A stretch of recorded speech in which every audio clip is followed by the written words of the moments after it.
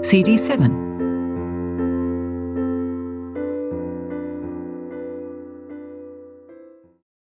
Chapter 27. As Alice made her way towards her former workplace, she quivered with nerves, but concentrated on her breathing and convincing herself it was okay and that she wouldn't see Carmel.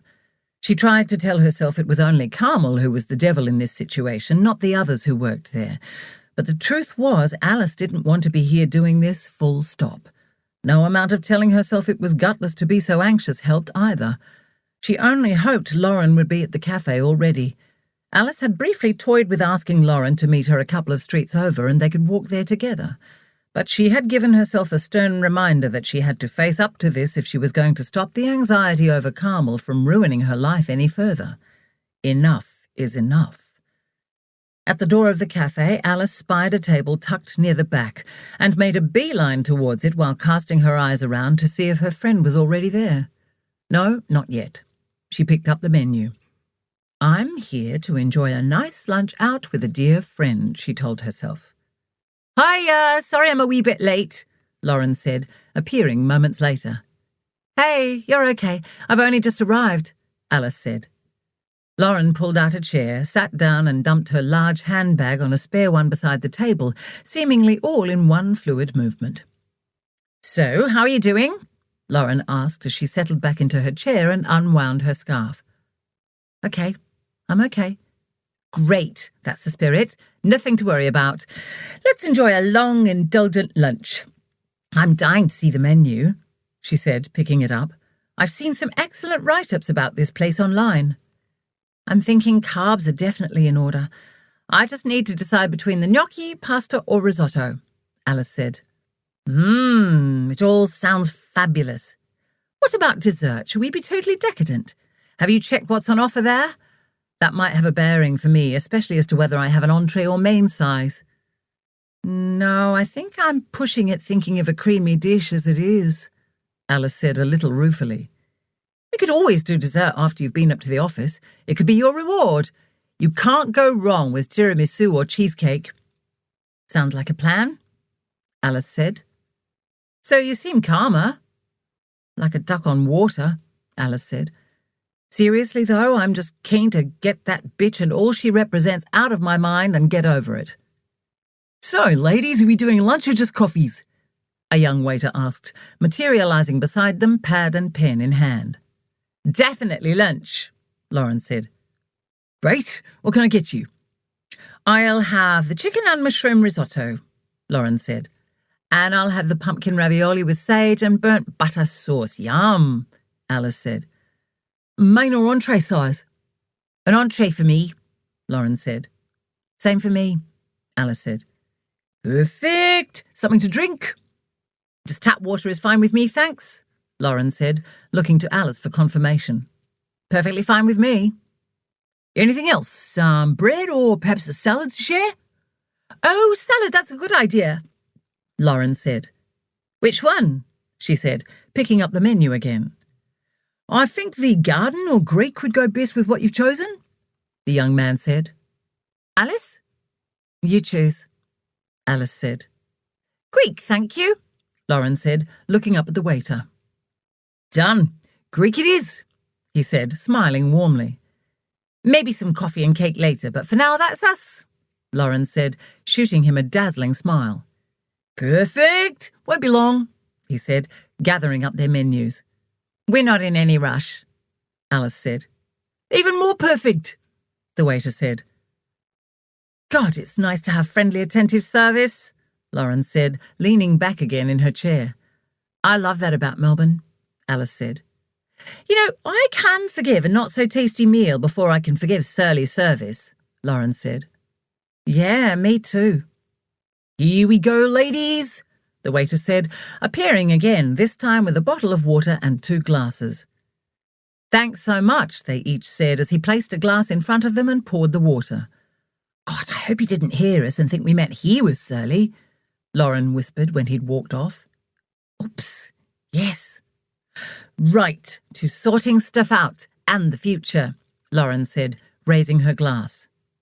Yes, here's to Alice getting her shit together and stopping being such a great big wuss, Alice said, clinking her glass against Lauren's. Now please distract me from you-know-what for a bit.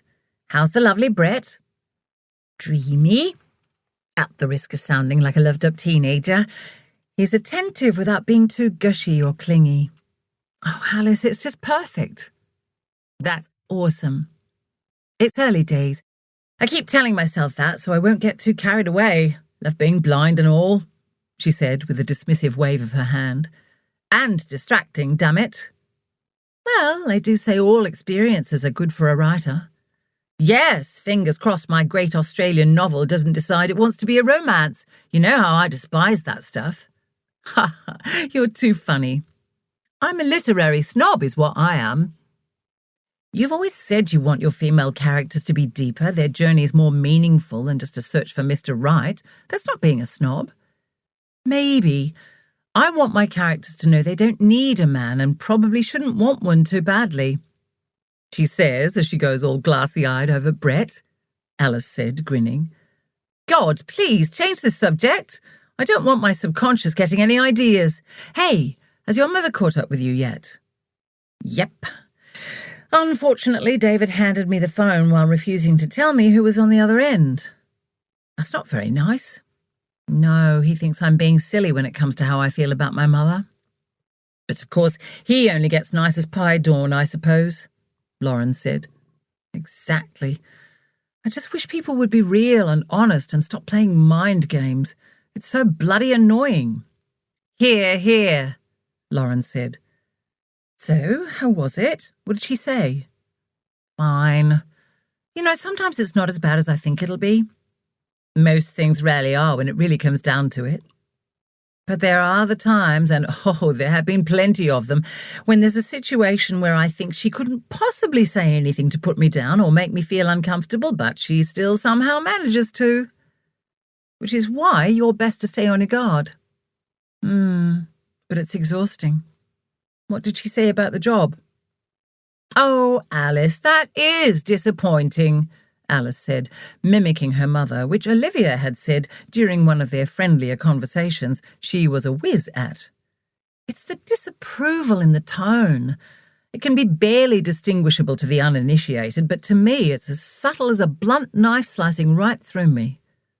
What did you say to that? I said, and I quote, "Oh, well, Mum, shit happens, it's not the end of the world." Ha ha, did you really? Yep. All in the name of growing a backbone. I was annoyed she got me at the wrong moment when I wasn't prepared. Anyway, enough about me. What other news do you bring? Nothing really, just plodding on and hoping decent inspiration will strike at some point, and before I buy into the thought I might be completely kidding myself about being able to write or one day making a career out of it. You will, I have full faith in you. Hey, I don't want to alarm you, but isn't that Carmel over there? To our left, Lauren said quietly as she leant across the table. I recognise her from the photo on her brochures. Alice took a covert glance. Instantly, her heart began to pound against her ribs and her hands started to shake. She nodded, unable to speak with the sudden dryness in her mouth and throat. She looked around, feeling trapped. There was no way out but to pass right beside Carmel's table and Carmel herself. She began to sweat. Calm down, she can't hurt you, Lauren whispered, and placed a cool hand over one of Alice's. Alice stared at her hands and nodded. She tried to swallow, and when she still couldn't, she took a large sip of water. Breathe, Alice, Lauren said. I'm right here. You're not alone. Look at her. Desensitize yourself. I can't. Make yourself. Just a quick look. You're here to face your fear. Well, there it is. Not like this. It wasn't meant to be like this, Alice hissed quietly. Maybe this is even better, and the universe has clearly decided this is the way it's meant to be. Just go with it. There is no right or wrong. Alice forced herself to look at Carmel. Then she noticed that a young man with what looked like a display folder in front of him was sitting opposite her ex-boss. My God, I bet she's doing an interview. That looks like a resume folder, Alice said. Lauren looked. Poor kid, she said. He looks a wreck. Just how she likes them. Remember this day, mate, because it's all downhill from here if you take a job working for that bitch. I really hope he's a journalist or copywriter or something else and not a prospective PA. God, I've got shivers just looking at them, Alice said, shaking her head and shoulders. Here we are, ladies! The waiter placed the salad on the table and then their meals in front of them. Thank you, they both said together. Pleasure. Enjoy. It looks amazing, Alice said, while thinking she'd completely lost her appetite and wasn't sure how she could eat anything now. But she had to. She really didn't want to offend the waiter or the chef by returning a plate of untouched food. That would be insulting to all concerned. The steam wafted off the plate, bringing with it an incredible aroma. Alice's mouth watered despite her frazzled state of mind. She picked up her fork and then tasted the ravioli. Oh my God, this is incredible, she said. All thoughts of Carmel momentarily vanished as the nutty flavour of the delicately burnt butter swam around her tongue and lingered in her mouth. It was astonishing that something so simple as cooking with good basic ingredients could make such an impact on the palate. Alice had never tried making sage and burnt butter before, but made a mental note to do so very soon. Yes, this is fabulous, Lauren said. I'm going to eat slowly to savour it. Good idea, Alice said, putting her fork down and taking a sip of water. How is it, ladies? The waiter asked a few minutes later. All good here? Great, Alice said. Amazing, Lauren said. Wonderful, he said, and put his hands together in front of him in a gesture Alice took as gratitude and left. She stole another glance at Carmel, testing her fortitude. I'm okay. Calm, even. And this, kids, is why you don't ever give up carbs, Lauren said. Amen to that. I'd put money on that being a job interview, Alice added quietly, nodding in Carmel's direction. You know, someone should warn him. Alice looked up quickly at Lauren, her chest suddenly in a vice-like grip. Calm down, I wasn't being serious, Alice. We're here to face your fears and help you, not send you into the depths of hell. He's a big boy. And anyway, for all we know, they might click and have a completely wonderful working relationship. Maybe it was just me, a clash of personalities, the wrong match, Alice said. You don't think that for a second? No, I don't. Narcissists aren't capable of being kind or keeping up their facade indefinitely. God, I'd love to go over there and tell him a few home truths about her, Alice said. If only I wasn't so gutless.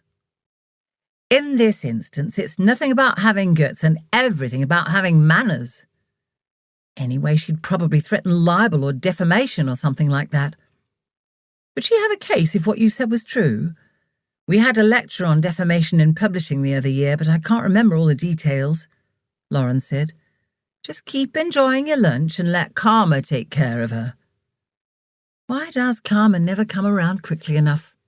Alice said, or never appears at all in most cases. No idea, one of life's great mysteries, but I know it exists, or perhaps that's just my wishful thinking.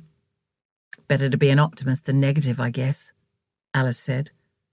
Looks like their meeting is over, Lauren said.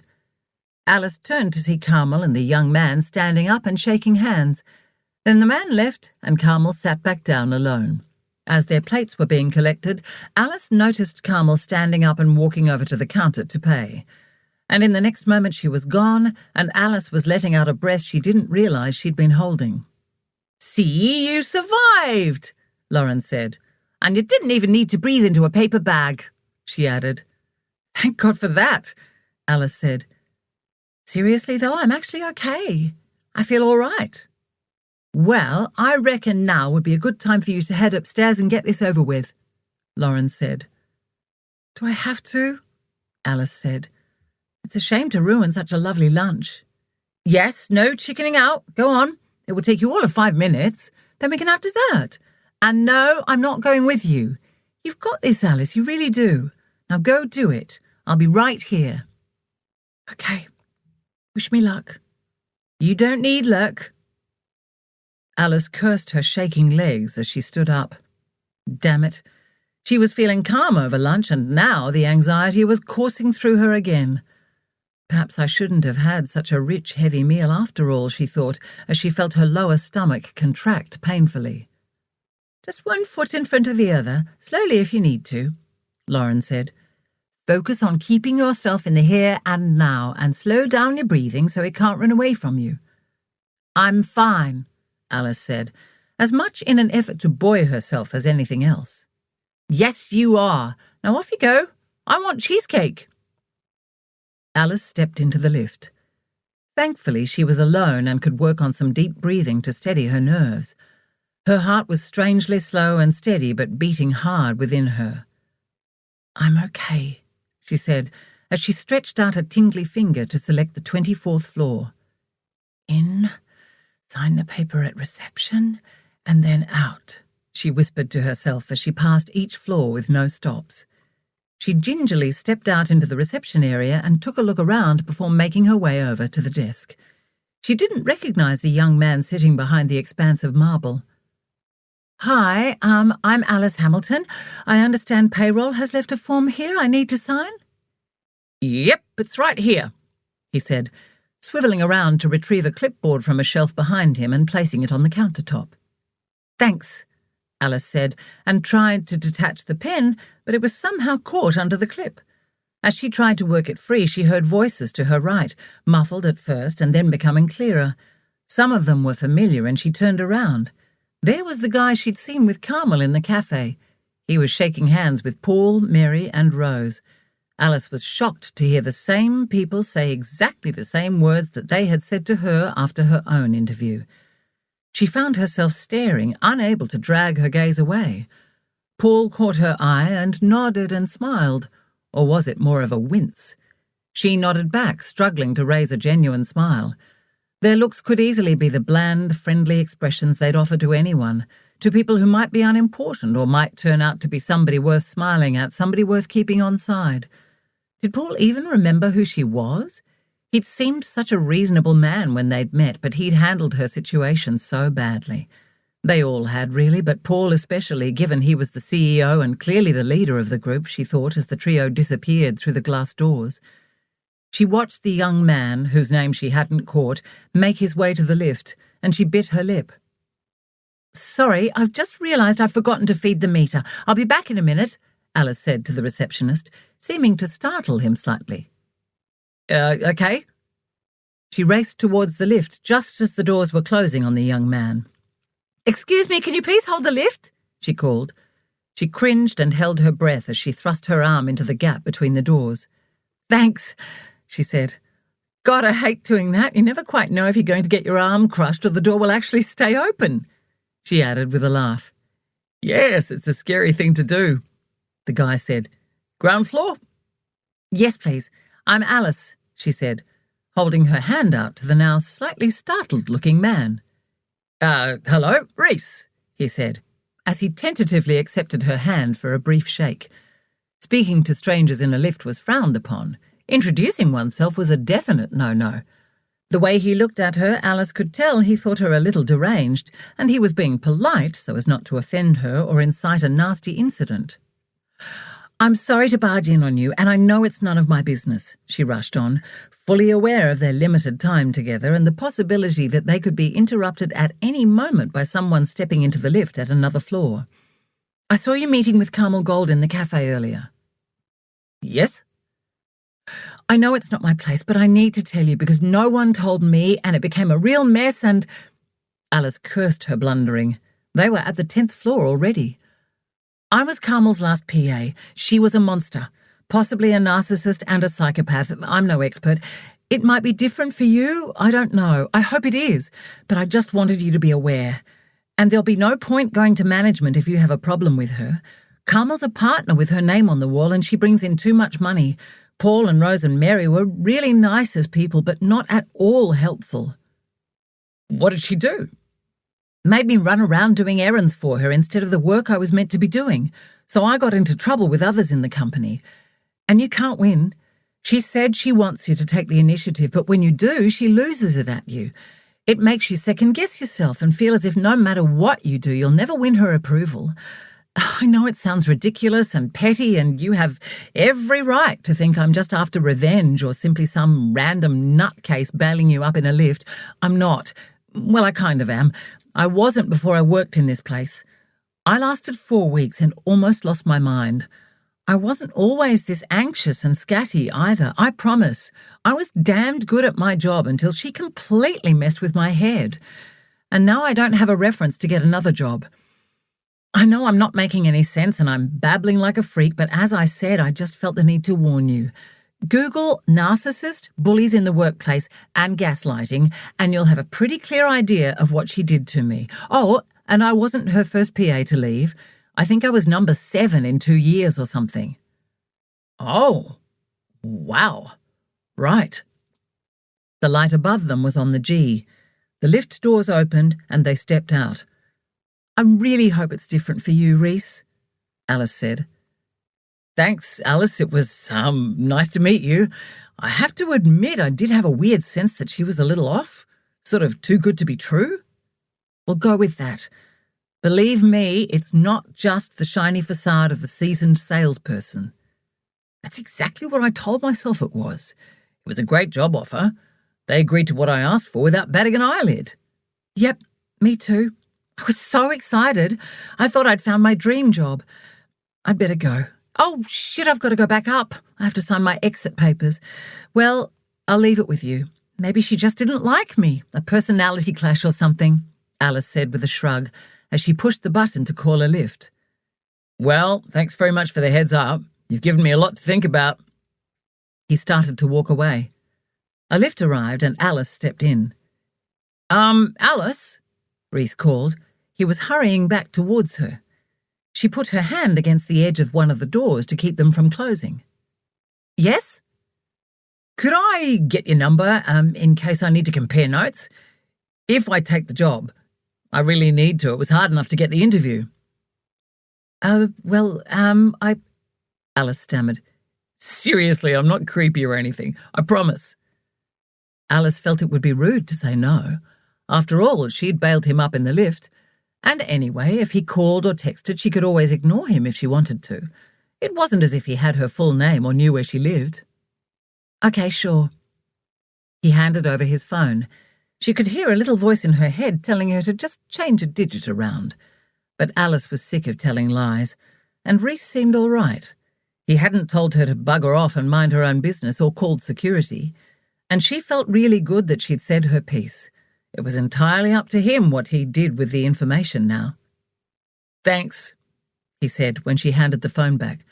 I'll just send you a text so you have my number too, he said, tapping on his phone. Alice's phone pinged. She glanced at it and smiled at his message. Hi, Alice, it's Reese, the guy from the lift. Got it. Okay, I'd better go, she said. Well, thanks again, Alice. I appreciate the warning. I'll let you know what I decide to do. Probably go back on the job hunt. Yeah, me too. Sorry to burst your bubble. Better that now than losing my mind later, he said. Take care of yourself, Alice. You too, Reese. All the best. She let go of the door and it began to close. Reese was still standing there watching her. As the lift rose, Alice took stock of how she felt. Good. Really good. This was her. Being helpful was what gave her the biggest buzz of all. She was smiling and couldn't wipe it off her face. Her anxiety was all but gone. She stepped back up to the reception desk, the smile still planted on her face. Sorry about that, she said. No worries, the parking inspectors around here are pretty ruthless. Here's your form. This time Alice had no trouble sliding the pen out from under the clip. She quickly scanned the document. Yes, it was just a confirmation of the termination of her employment, and she signed it. Thanks very much, she said, handing the board and pen back. As she turned away, she took a look around. She was calm. She let out her breath. See you later, Alice, the receptionist called. Bye, she said. No, you will certainly not see me later. Well, not here anyway. I'm done. Alice watched the numbers of the floors ticking off as she headed down again. She was smiling. At almost every floor the lift stopped and people stepped in and out. She didn't mind. There was no urgency, no frantically beating heart urging her forward with nervous energy. She smiled a little at each person who entered and shuffled aside to make room. By the time they got to the first floor, the lift had become more crowded than was comfortable, and Alice was squashed into a back corner. Thank goodness she was calm now, otherwise she might have lost the plot over this invasion of her personal space. On the ground floor, she waited patiently for the passengers standing at the front to go first. And then, just as Alice walked out, she saw Carmel Gold rushing across the foyer, racing clack, clack, clack on her high heels to catch the lift before the doors closed. Alice concentrated on keeping the slight smile on her face and giving the appearance of being nonchalant, which she almost was, and avoided looking directly at Carmel. Her pulse quickened slightly, but there was no significant flight sensation coursing through her. Phew. Alice kept walking. She could see Reese in a corner of the foyer talking on his phone and looking her way. Alice waved to him. He smiled back and mimed that he'd call her. Well, that's what she assumed he meant. She responded with a single thumbs-up gesture. "Hi, Carmel," Alice called brightly as they passed. As she strode towards the sliding glass doors at the front of the building, Alice hoiked her shoulders up a notch. "There you are," Lauren said, hurrying up to Alice, who turned towards her friend's voice. "What are you doing here? You were gone for ages. I was worried you'd had a panic attack and you were hiding crumpled on the floor of the loo upstairs or something," Lauren said. "Sorry, I'm fine. It just took longer than I thought. Boy, do I have a story to tell you. And I just saw Carmel literally could have bumped into her." "Yes, I saw. You should have seen the look on her face. Shock mixed with, I don't know, it looked like fear to me, but I don't imagine she'd ever be afraid of anything, let alone show it. I didn't notice I was too busy shooting her a winning smile and keeping my voice steady while I said hi." "Good for you. Have we lost our table?" "Nope, I left my credit card with our lovely waiter and assured him we'd definitely be back for dessert. Thank God you're okay. Was that the guy from the cafe you were waving to?" "Yep, that's Reese. We met in the lift." "Oh, right." I told him the truth about Carmel. Well, my experience. And, Lauren, it feels so good to have warned him. I'm not sure what he'll do with the information, but that doesn't matter. Wow, that was brave. God, I feel great. I can tell. Sorry, I'm being a little OTT, but it's like I've shed a massive layer of pain or something.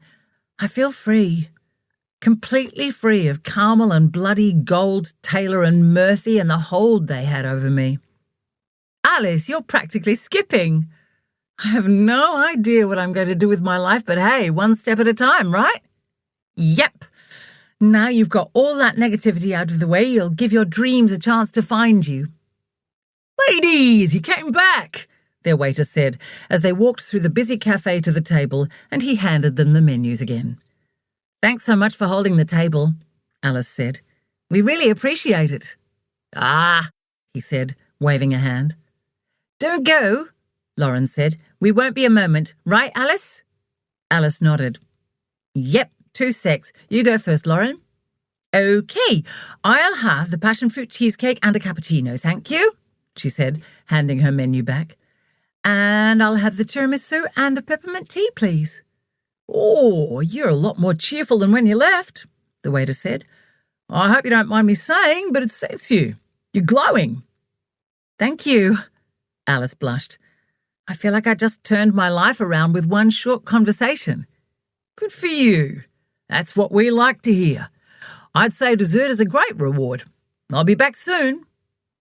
"Look at you, blushing like a teenager after that compliment," Lauren teased gently. "Don't be silly. He's probably gay. I still can't believe it. I did it, Lauren. I faced Carmel." "You did. Well done. Be proud of yourself." Alice took a few deep breaths. "My heart's racing a bit, but I'll get over that." "Here we are, dessert for 2 lovely ladies," their waiter said, placing their plates down. "Coffee and peppermint tea are on the way." "Thanks," they both said, flashing him smiles worthy of a toothpaste commercial. "Right, so tell me what you said to Reese about Carmel," Lauren said, digging her fork into her cheesecake. "Pretty much everything," I didn't hold back.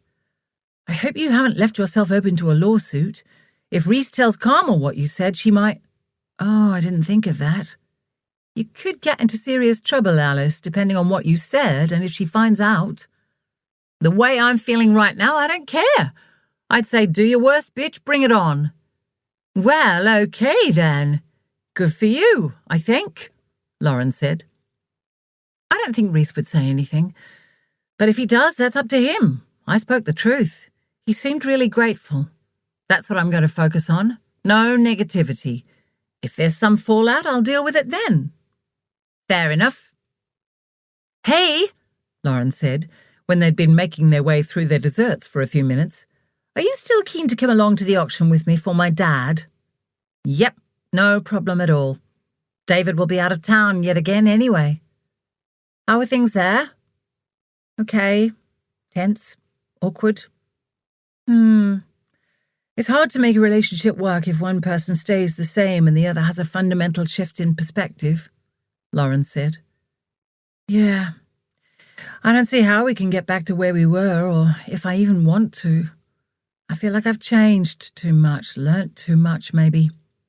But I've said I'll stay, so that's where we're at for now. It is what it is. Chapter 28. Alice found the cafe where Reese had suggested they meet and went inside, wondering if she'd recognise him again. But he'd clearly recognised her because there he was waving to her. She smiled and made her way over to the table under the window. He leapt up and they shook hands. Thanks so much for coming, he said. I really appreciate it. No problem. Thanks for inviting me. I was glad to get out and away from the depressing job websites.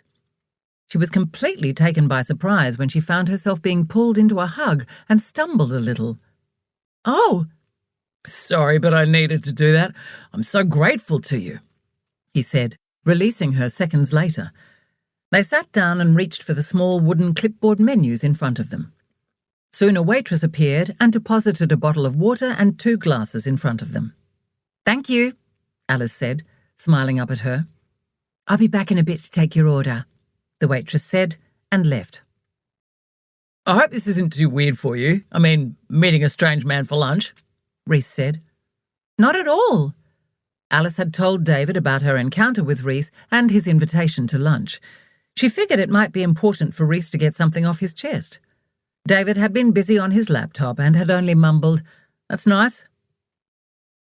For not the first time recently, Alice had wondered if he'd always been so distant and self-absorbed. Though she couldn't talk, she'd stopped showing more than a passing interest in his work ages ago. Was the current project a rollout of a new IT system through Australia and New Zealand for one of the major banks, or was that the one before? God, was she like him too? Had they become the same since living together? She had initially found David's drive to get on in his career and his passion and focus for every project attractive. Now she was feeling so different about it all, about him. As much as she wanted to blame the project, she suspected this might actually be another part of his character she'd somehow managed to ignore or overlook. Or perhaps there'd always been a project that had taken precedence over her and over them. Where would any kids come in the pecking order? Would he change his priorities when they had children? As she'd watched him packing his bags to go away again, Alice had been a little shocked at how much she was looking forward to having the house to herself again. So no joy on the job front then? Reese said. No, it's proving impossible without a reference from my last direct report. Oh, shit. Yeah, of course. Anyway, until the other day, I really wasn't sure I could face going back to office work. Fair enough. So what changed? Meeting you, actually. Warning you. Saying it all out loud to a stranger somehow took the fear away. So I should be the one taking you to lunch to say thank you, she said, smiling. Okay, it's your treat next time. So I take it you turned down the job with Carmel then? Yep. I'm so sorry it didn't work out. I know how hard it is just to get an interview. Yeah, but don't worry. It was entirely my decision, and I'm so grateful for your warning. I'm probably still a bit too fragile to be changing careers anyway, let alone opening myself up for the sort of treatment you described. Oh? I lost my gran to cancer a month ago, and it seems to have hit me harder than it should have. Oh, I'm so sorry to hear that. I was her main carer. She was in her 80s and hadn't been well, so, he said with a shrug. That's a big loss. Clearly you were very close. And just because she was old doesn't mean you're not allowed to be upset by it, Reese. Grief is grief. It's a hard process that you have to work through at your own pace. It's debilitating and all-consuming. You're never exactly the same person once you've lost someone close. It's really hard to find the will to go on, to be honest. Not that I've thought of, I haven't got quite that bad. But you find it disheartening and exasperating that life just goes on, right? Yes, exactly. You've been through it too? Several times. And recently too. Gran's the first for me. Alice would have liked to warn him that it doesn't get easier. Time does not heal all wounds. In her experience, grief compounded with all the pain and heartbreak doubled the second time around, and so on. People who say you get over losing someone, ever, are full of shit. Once you get through the crippling sadness, the reality is it leaves a residue that settles on you like a heavy cloak and informs who you are and what you do going forward. Well, that's how it had been for her. It was probably different for everyone. But of course she couldn't say any of this to Reese. It wouldn't help. Thankfully, he continued before she figured out what to say. It's all just so awful. There's such a bloody big hole that feels like it actually physically hurts. I know what you mean. Tell me about your gran. Well, she was mentally as sharp as a tack right to the end and was one of my best friends in the entire world. She was wise and so ahead of her time, and really brave. I never heard her complain once during the chemo when she must have been in so much pain. Tears streamed down his face. He wiped them away with his sleeve. Sorry, I just miss her so much, he said. How about you? Who did you lose recently? Do you want to talk about it? I don't know. Ruth. Ruth was my mum's age and the warm, loving mother figure I never had. Oh, I have a mother, but she's, well, that's a long story for another day, Alice said with a sigh. Anyway, because of my move to Melbourne a few years ago, I'm from country South Australia, and study and getting my life back in order, I wasn't in touch with her recently as much as I had been. So I'm feeling a bit guilty about that. I'm sure she would have understood. I know she would have. She was pretty awesome, but I think punishing ourselves is part of what those of us left behind have to deal with. It must be part of the grief process. I keep replaying all the times I didn't call Gran when I should have. Blew off meals to hang out with my mates. Grief is shit. Yes, it is, Alice agreed. Come on, let's change the subject. I didn't bring you here to make you depressed. We'd better order, he said, picking up his menu again. The waitress keeps coming over and hovering nearby. I got completely distracted. Me too. Oops, I didn't notice her. Yes, we'd better order. You fancy sharing a pizza? Reese asked. Sounds good. What about the barbecue chicken one? Great. Would it bother you if I have garlic breath? I'm not planning on getting that close to you. Not at all. We can't have pizza without garlic bread, if that's what you mean. It just wouldn't be right. I agree. Do you need a salad? No, I've never felt the need to ruin my pizza eating experience with salad. Perfect. Would you like a drink of anything other than water? He asked, turning to look for the waitress and catch her eye. No, water is good for me, thanks. So tell me, Alice, Reese said, once their order had been taken and they were alone again. Why real estate? I remember you saying in the lift you thought you'd found your dream job. It sounded like a great opportunity to start an interesting career, and I thought I could help people make a good sale and a good purchase. Fair enough. How about you? The money. I can't lie. Sorry, I sound like a bit of a wanker. I don't mean I want to be one of those BMW 4x4 driving types. I just want to earn a decent living from something I enjoy. I love the built environment. I was actually studying architecture. What happened? Gran got really sick. You know, I'm sure she wouldn't want to be responsible for you giving up on your dreams. I know. For a while I was too busy taking care of her, Then I couldn't concentrate or force myself to go to class, and now I'm not sure it's what I want anymore. Gran suggested I do a typing and data entry course while I was looking after her. I turned out to be good at them. Admin seems a good fallback. I like order. Me too. I'm sorry you had to go through all you did with Carmel. Thanks. I'll be okay. If I can find another job. My partner is getting exasperated with me.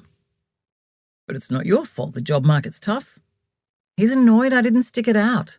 Thinks I should have sucked it up. Nothing is worth making yourself miserable over. No. The good thing about the Carmel situation, or, well, leaving it, was that I got to go to my friend Ruth's funeral. Silver linings and all that. Listen to us. Two lost souls, Alice said with a laugh, in an attempt to lighten the mood. You said you want to help people.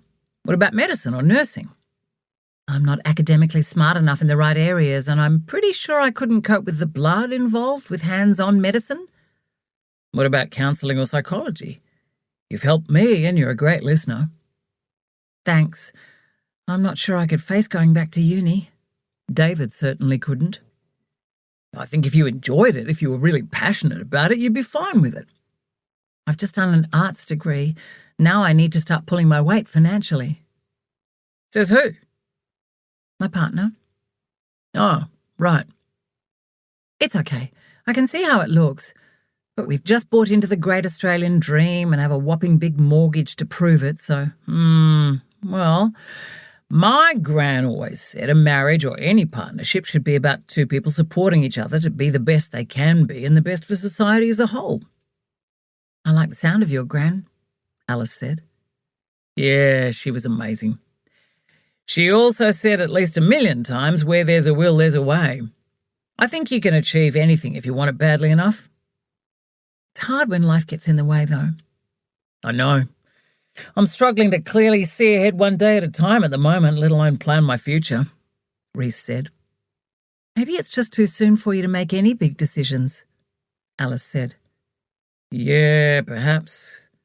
But how long does it take before the fog lifts and you feel normal again? As long as it takes. And be prepared for it to not be the normal that you remember. Too much will have changed. You might have changed too much for things to truly be as they were. Grief really ages you, doesn't it? Sorry, I don't mean you look old. I meant, I don't know what I was trying to say. I'm tired. It's exhausting being sad and trying to keep it together all the time when you just want to curl up in the corner and wait for it all to be over. I think what you're describing is wisdom, that grief ages us at a soul level. We're wiser because of what we've been through, Alice said. Yes, maybe that's it. I think you'd be a really good grief counsellor. You seem to know how to explain it all, so it makes sense. You're also a really calming and comforting presence to be around. Alice was shocked to find herself blushing slightly. Sorry, please don't think I was coming on to you. I'm not, honestly. Thank you. That might be one of the loveliest things anyone has said to me in a long time. I only speak the truth. With counselling, I'd be worried about taking on other people's problems or emotions. Maybe the course would teach you how to deal with that. Maybe. It's certainly something to think about. I can't believe a counselling course wouldn't have been right on your radar. I think you'd be a natural. Thanks, but where I'm from, we never had any psychologists or a counselling service beyond the local GP, and it was nearly impossible to get an appointment with him. Also, I was raised that you don't discuss your problems with strangers. Well, you didn't complain full stop. Keep it all safely bottled up. Why was that? I think it's a small country town thing. Not a very healthy long-term strategy, though, is it? No, probably not. Just think you could get qualified and go back there and clean up all their problems. That's the last place on earth I'd live permanently. There's so much narrow-mindedness and bigotry. I didn't see it when I lived there, and I only realised how damaging it is when I left. It's funny how we crave what we haven't had. I'm city through and through, Reese said.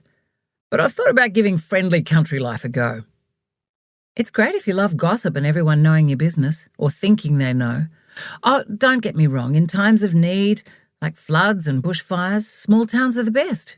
Everyone comes together and gets things done and helps people back onto their feet. But they aren't always like that? Oh, no, definitely not. Well, not in my experience anyway. Their food arrived and they tucked in, chatting between mouthfuls about where they'd grown up and other random topics. Every time there was a lull in the conversation, Alice's mind went back to Rhys's suggestion of her becoming a counsellor. I'm so glad to have met you, Alice. You've given me lots to think about. And cured me of my country squire yearnings, Rhys added with a grin after the waitress cleared their table. Happy to be of service, Alice said, grinning back. But seriously, it's been really nice, Rhys. Let's catch up again sometime. Definitely, Alice said. Right, well, I'd better get home, she added, standing up. Yes, I have to go and get some stuff done for Centrelink before they cut me off. They walked out into the sunshine together and hovered on the footpath for a moment. Well, thanks again, Alice, for everything, he said. Thank you, Rhys, Alice said. You take good care of yourself. And if you need someone to talk to, you have my number. Thanks, but be careful what you offer. I'm a bit of a mess, remember? You're okay. And you'll be okay. I'm a phone call away too if I can help you with anything. I feel like I nearly owe you my life or firstborn child for warning me about Carmel. I think I really dodged a bullet there. Right time, right place, I guess, Alice said, feeling a little overwhelmed at his praise. As she walked down the street towards the tram stop, she had the strange thought that perhaps she'd had to go through all she had with Carmel in order to protect Rhys. Ruth had always said things happened for a reason, and that people came into your life for a reason too, and also at the right time. And Alice was okay with that. She felt strangely exhilarated and peaceful all at once. Chapter 29. After enjoying an exuberant reunion with Bill, Alice sat down in the lounge and kicked her shoes off onto the floor and then sat staring at them. She really should take them to the bedroom or at least line them up neatly at the end of the couch. She moved to do so, on autopilot, before stopping herself. Jesus, I've become a robot. David's robot. Come on, he's not that bad, was her next thought. There's nothing wrong with being tidy. She shook the thoughts aside and opened the laptop on the coffee table and typed "how to become a counsellor" into the search box and pressed enter. There was a vague memory lurking far back in her mind.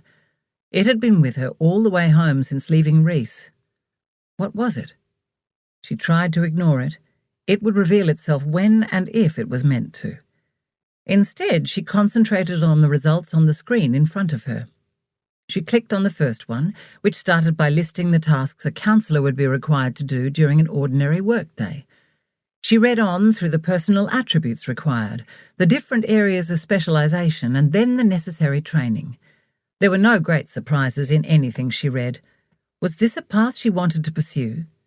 She didn't feel the same level of excitement she'd had about the job in real estate, but perhaps that was because she was now so much more realistic thanks to the spectacular letdown.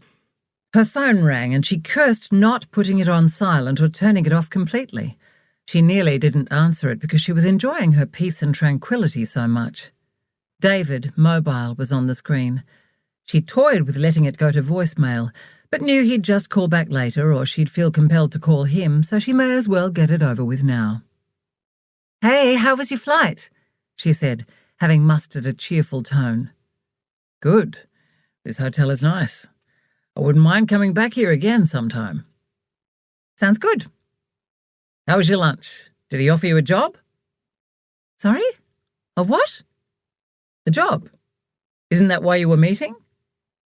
"No. Why would he offer me a job? He's unemployed too." "Oh." Alice could hear the confusion in David's tone. He clearly hadn't listened when she told him about having lunch with Rhys. Ordinarily, she'd just put it down to David's mind being on his project or upcoming travel or one of the multitude of other more important things he juggled. Recently, however, she'd begun to realise it went deeper and that he perhaps didn't really respect her. These discoveries were settling heavily and uncomfortably on her, like a blanket left out overnight that soaks up the dew. Oh, how she longed to be wrong and toss aside this oppressive, disappointed feeling. "Reese is the one I warned about working for Carmel," Alice prompted. "He wanted to have lunch to thank me and tell me what he decided to do." Ah, right. Do you think that was wise? What do you mean? Warning him off working for Carmel. You can't condemn her because you were too sensitive. It was a little more than that, David. But Alice wasn't going there. David, what do you think of psychology, counselling?" she asked, before the pause stretched on for too long. As in you and me going to couples counselling? No. I'm not remotely interested in discussing any petty issues you might have with a stranger and being asked how do you feel about that over and over. Alice was taken aback at how much like her mother his words sounded, how instantly defensive he became. And then she remembered the thought that had been tugging at her. In high school, Alice had once briefly considered counselling or psychology as a career, but her mother had dissuaded her, saying that it was improper to air one's dirty linen to others and equally so to encourage such behaviour. Also, they couldn't afford to fund Alice studying in Adelaide, 600 kilometres away, and anyway she would find studying at tertiary level far too hard. Alice couldn't curse the limitations placed on her because she'd chosen to abide by them. That was then, now was now. She forced her attention back to the current conversation. "No, I meant me becoming a psychologist or counsellor. What do you think?" You can't be serious, Alice. Where is this coming from? Reese said I'm good to talk to, and you know how I like to help people. Alice, I think there's a little more to it than that. I think I'd be a good counsellor, actually. I've had plenty of life experience. I'm thoughtful and empathetic. I've been looking into it. What, so now you want to start another 3-year degree? Absolutely not. Well, I could start with a shorter course. There's plenty online to choose from. And anyway, would you really want to listen to stupid people going on and on about how bad they feel and how crap their life is? You'd have to sit there and be sympathetic when all you'd really want to tell them was that they needed to stop feeling sorry for themselves and to get their shit together. Wow, David, have you thought of becoming a counsellor? You'd be great, she said, faking a laugh. Not everyone has had the same smooth ride in life that you've had, and just because someone has a problem they're working through doesn't mean they're stupid. Well, if you want to listen to that day in, day out, then that's up to you. But I won't be funding another degree. Maybe I'll find a scholarship.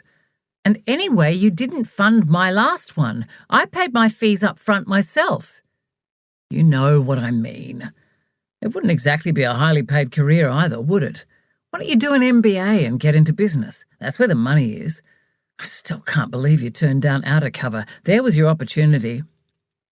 David, I'm not you. We don't have the same interests or ambitions. I don't think I want to work for big business. Your problem is you don't seem to be ambitious at all these days. I thought you were when we met. Quite frankly, it's exasperating. I let you do a run-of-the-mill, non-vocational arts degree in the hope you'd sort yourself out, figure out what you wanted by the end. I did figure it out, David. It's not my fault there's nothing going in history at the moment. But it's not really a serious career, is it? No, it probably isn't without honours or masters or at least an area of specialisation, and you were against that too. Alice knew she should pick her battles, so she kept the words to herself. And now you're saying you want to turn around and start all over, David continued. She could practically feel him rolling his eyes at her like she was at him. Lucky for you that you knew you wanted to be in the IT industry and knew the path you needed to take to get there, but not everyone is so focused. David, you're not me. I want to do something I love, something I'm passionate about, Alice said. Well, you can't be too passionate about psychology or counselling or whatever because this is the first time you've mentioned it. What will it be next week? Seriously, Alice? It's just an idea. My point exactly, Alice, he said. If psychology or counselling aren't highly paid enough for you, David, why are you okay with me being a lowly admin drudge? Because that's at least a way up the ladder, highlighted by the fact Todd offered you a way into being national marketing manager of a decent-sized business, and you could have become a successful real estate agent if you'd stuck it out with Carmel. Why couldn't you look at other firms anyway? Why quit the whole industry after one bad experience? What about having kids? What about it? Well, I'd be out of the workforce for several years. Perhaps I should be doing that now. Maybe I'm meant to be a mother. That's a convenient way out, isn't it? Well, you've made it clear you want kids before too long. Yes, but you're not going to be a stay-at-home mother. What? But what about taking care of the kids? That's what childcare's for. You can't send tiny babies to childcare. That's cruel. They need to be with their mother or father. Alice felt an icy chill run right through her. Plenty of studies have shown that children in care from a young age develop superior social skills and increased independence, Alice. You can't be serious, David. I'm very serious, he said, clearly missing the disgust in her voice. I'm sure you'd find plenty of studies saying otherwise too if you looked. Alice, I'm not interested in arguing with you. I really don't have the headspace for it right now, but you do raise a good point. Perhaps now is the perfect time for us to be having kids. Perhaps you should stop taking the pill. It'll probably take a while for you to be fertile after being on it for years anyway. Oh, right. Okay. Oh, shit, I'd better go. I've just realised I have soup on the stove and it's about to boil over, she lied. Okay. I don't know why you didn't just use the microwave, but anyway, speak to you again soon. Take care. You too. Enjoy your hotel. Alice hung up and sat staring at the phone. Who was this man? Not only were they not on the same page, they were clearly not even in the same library when it came to raising children. 4 years. Again, she wondered how they'd come to this point. What other serious issues were they diametrically opposed on? It didn't matter, really, did it? There was no way Alice was letting a baby of hers go to childcare when she could be raising the child at home. She wasn't going to back down on this. No way. And David was unlikely to. So there was only one course of action. She had to leave him. She would not have children with this man. She pulled Bill close, buried her face in his fur, and allowed a burst of tears of self-pity. Chapter 30. Oh my God, you're never going to guess what happened, Lauren cried as soon as Alice opened the door. What? I won a short story competition. Wow, that's fantastic. Is it with the one about the girl in the alley? I loved that one. That's the one. Well done. I'm so excited for you, Alice said, pulling Lauren into a hug. She was glad Lauren was too distracted to comment on her tired, haggard appearance. She was well dressed in jeans and a crisp, oversized white shirt, but she knew her eyes were red from tears and lack of sleep. If she didn't know Lauren needed her moral support at the auction today, she might have cancelled. She hadn't wanted to leave Bill as she was feeling particularly clingy about him since her conversation with David and the realization that they were over. She really did feel it was now herself and Bill alone against the world, and she didn't want to let him out of her sight. Lauren shuffled her feet on the path. Look at you, you're a ball of energy, Alice said with a laugh. Sorry, can't help myself. I'm so bloody excited, I'm jumping out of my skin. It's brilliant news. I hope it's inspired you to send off some others. You must have practically a drawer full of stories by now. The one about the girl who found the precious brooch at the op shop was awesome too. Oh, and the one about the guy who falls asleep on the tram and wakes... Oh, well, you know what happens. I've loved them all. Thanks. I have actually sent both of those off. I'm finally being brave and putting myself out there. Eek! Lauren said, cringing. That's great. As I've said 1,000,000 times, I think the world needs to read Lauren Finmore, and I am not saying that just because I'm your friend and clearly biased. Well, fingers crossed. I hate the waiting game. It's excruciating. Just think of it as waiting for an assignment to be graded. Yeah, you're right. And no news is good news, isn't it? Exactly. Okay, I better get my brain around bidding now. Come on, we don't want to be late. So how come you're only telling me about your win now? It's Saturday, Alice said when they were in Lauren's car and snapping on their seatbelts. Why weren't we out celebrating with Bubbles last night? I only just found out this morning. I guess it's the time difference. It's in the UK. Trust you to have your debut success on the international stage. That's even better. Wow. How bloody awesome are you? Well, it's thanks to you and Brett. He's been fantastic too. So encouraging. I wouldn't have had the guts to pull my finger out and actually send my work anywhere if it weren't for you guys. You're the one with the talent. You write beautifully and you've had distinctions or high distinctions for all your writing assignments. But I get that it might be scary to put your work into the big wide world. Maybe doing so well at uni is a double-edged sword. I think I'm terrified of rejection. That's pretty normal, isn't it? But, sadly, isn't being rejected a big part of the journey for a writer? I guess. I need to toughen up, don't I? Said Lauren. I didn't say that. But hiding your wonderful work away isn't going to get you to where you want to be. And anyway, how will you be able to really appreciate the magnificent highs that I'm sure are on their way if you haven't had any lows? I guess. That's wise. Thanks. Ah, what sort of friend would I be if I didn't try to give you a gentle nudge out of your comfort zone? Well, I appreciate it. Now, speaking of leaving one's comfort zone, I'm terrified about bidding. You'll be fine, and I'll be right beside you for moral support. As long as I remember Dad's limit and don't go over it, I'll be okay. But God, I hate the thought of sticking a paddle up and shouting out a number or whatever you do and attracting everyone's attention. It might be good practice for when you become an internationally famous literary figure and in high demand on your book tours. Ha ha, let's not get too ahead of ourselves. But I do appreciate your enthusiasm, Lauren said. I don't think it's a very widely known competition. It's widely known enough for you to have heard about it here in Australia, so don't downplay it. A win's a win. It's not an honourable mention or highly commended. It's an actual win. First place, okay? I'm pretty chuffed, to be honest, Lauren said. Now, how are you about seeing Carmel? Perfectly fine. Really? Yep, all good. I told you I'm cured. I have so many other more important worries today, but we won't go into that. Don't you worry about me. You stay focused on not going over your budget. Yes, God. Oh, look, some people have brought their dogs along, Lauren said as they walked towards the property. We should have brought Bill.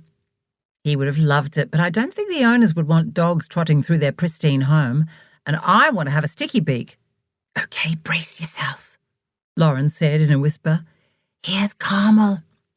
Alice plastered on a beaming smile as they joined the end of the line to register to take a look through the house before the auction got underway. Hi, Carmel, she said brightly, when it was her turn to give her name and mobile number before going inside. Alice, well, hello. Buying another house, are we? No, my friend Lauren is here to bid today, Alice said, indicating Lauren. Lauren Finmore, Lauren said. Finmore? Now, why is that name familiar? Have you bought from me before? No, but you might have come across my father, Charles Finmore. He's invested in a few properties, so it wouldn't surprise me if you know of him. I'm here on his behalf today. Oh, I hope you'll be successful. Welcome, welcome. Thank you. You've chosen a great property. It's 5-bedroom, 4-bathroom with a... Yes, I'm fully aware of its many attributes, thank you, Lauren said, cutting Carmel off. Alice marvelled at Lauren's professional tone. Excellent. Well, good luck with the bidding, Carmel said. Alice, she added, in a dismissive tone bordering on disgust. Actually, Carmel, could I please have a word, in private? Alice found herself saying. As you can see, Alice, Talia and I are very busy, aren't we, Talia? Carmel said, placing a hand on her assistant's shoulder. The young woman seemed to cringe and purse her lips. Suddenly, Alice realised Talia was actually Paul's executive assistant. The poor woman looked to be there under sufferance too. Alice hoped she was being paid for giving up her Saturday. It will only take a moment. Right. Anything you want to say can be said right here. I don't have time for silly covert discussions. Hurry up. Okay, then.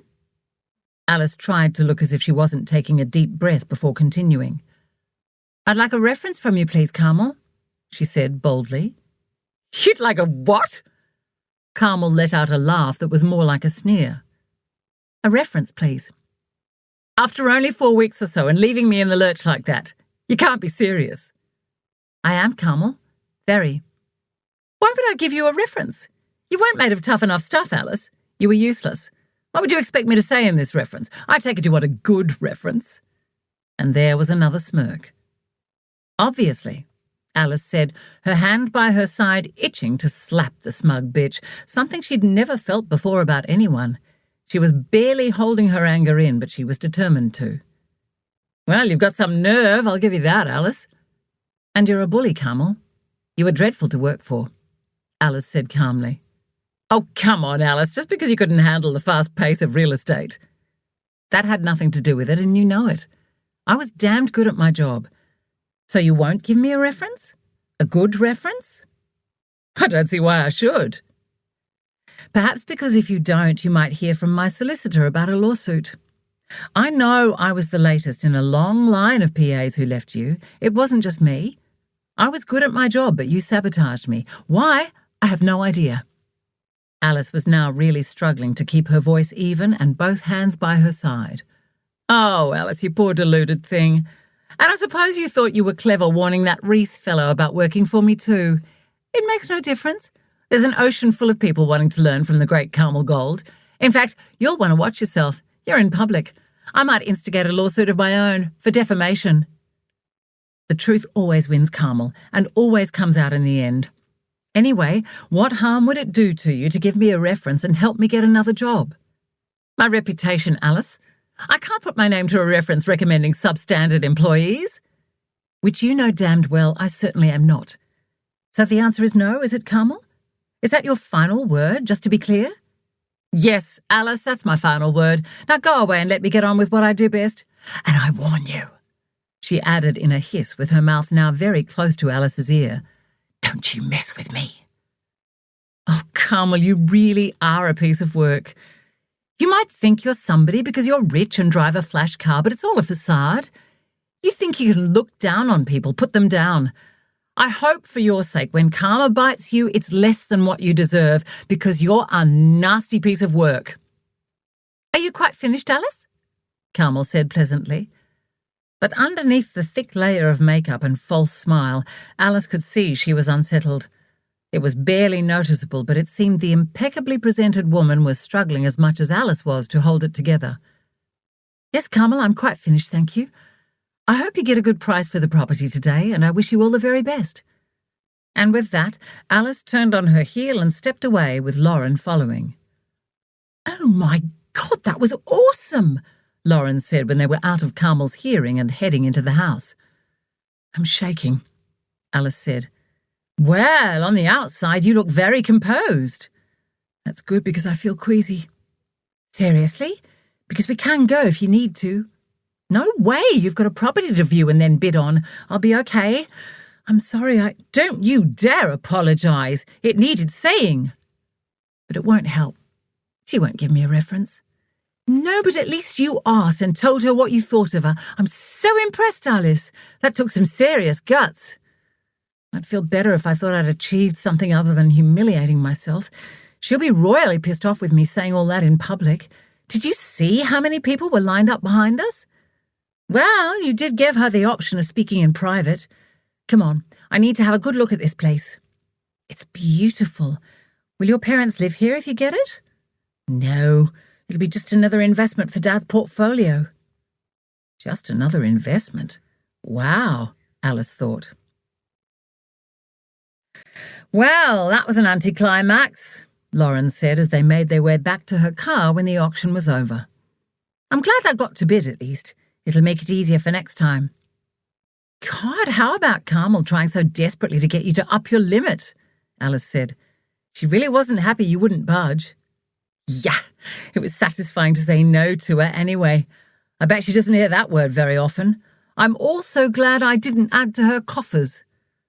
I wonder if putting the reserve so high was arrogance on her part or the vendors. No idea, but they'll be pissed off that it was passed in. It was way overpriced. Why would they do that? Probably it's an investment property that they didn't need to offload but would if the price was right, Lauren said. Greed, that's my guess. Still, it seems an awful lot of expense to go through if you're not serious. It didn't look to me like the last bidder was keen to negotiate either, so it might have been a waste all round. Oh, well, there are plenty more properties out there, said Lauren. I pity that woman with Carmel who had to give up her Saturday. She didn't look best pleased. With that look on her face, I doubt she'll last long. Her latest PA, do you think? Oh, no, she's Paul, the CEO's PA. Bribed handsomely, no doubt. Well, I hope she's smart enough to figure out Carmel and report back to the other managers. Here's hoping. Thanks for coming to keep me company. No worries. Anytime. I need ice cream now to commiserate, and then you're going to tell me why you're so glum, Lauren said. What? I know you think you've done a very good job of putting on a brave face, but you were decidedly sad and tired when I picked you up, or hungover, and as you didn't demand we drive through Macca's on the way, I'm guessing you haven't been overindulging on the alcohol. You know me too well, Alice said with a sigh. Right, hold that thought until we have fortifying ice cream, Lauren said, getting into the car. As they drove away, Alice thought how lucky she was to have Lauren. Talking to her wise, level-headed friend who always knew the right thing to say and when seemed to make whatever her current problem was just that little bit more manageable, though today's was the biggest problem she'd ever discussed with her. After buying their ice cream at a little cafe on Toorak Road, they found a parking spot alongside the Botanic Gardens and then a bench overlooking the lake. It was a magical place to sit with the sun on their backs, with the ducks gliding peacefully in front of them. Lauren said, closing her eyes and sucking on her small plastic spoon. Best ice cream in the world! Yep, I concur, Alice said. Did your dad mind too much missing out on the house? Alice knew Lauren had texted him and that she'd had a reply. No, he's a go-with-the-flow kind of guy. If it's meant to be, it's meant to be and all that, she said with a shrug. Ah, so that's where you get it. Yeah, but I'm more highly strung than him. I blame the streak of creativity, the passion, she added theatrically, and waved her spoon about. I'm so thrilled for you about your short story. That's huge. I can't believe you're so calm about it. And I guess it's a bit anticlimactic as well. It's like, right, okay, that's great, but now what? I don't know. Weird, huh? No idea. I've never won anything. Yes, you did. You were asked to join that honour society because you got such high marks at uni, remember? Oh, yeah.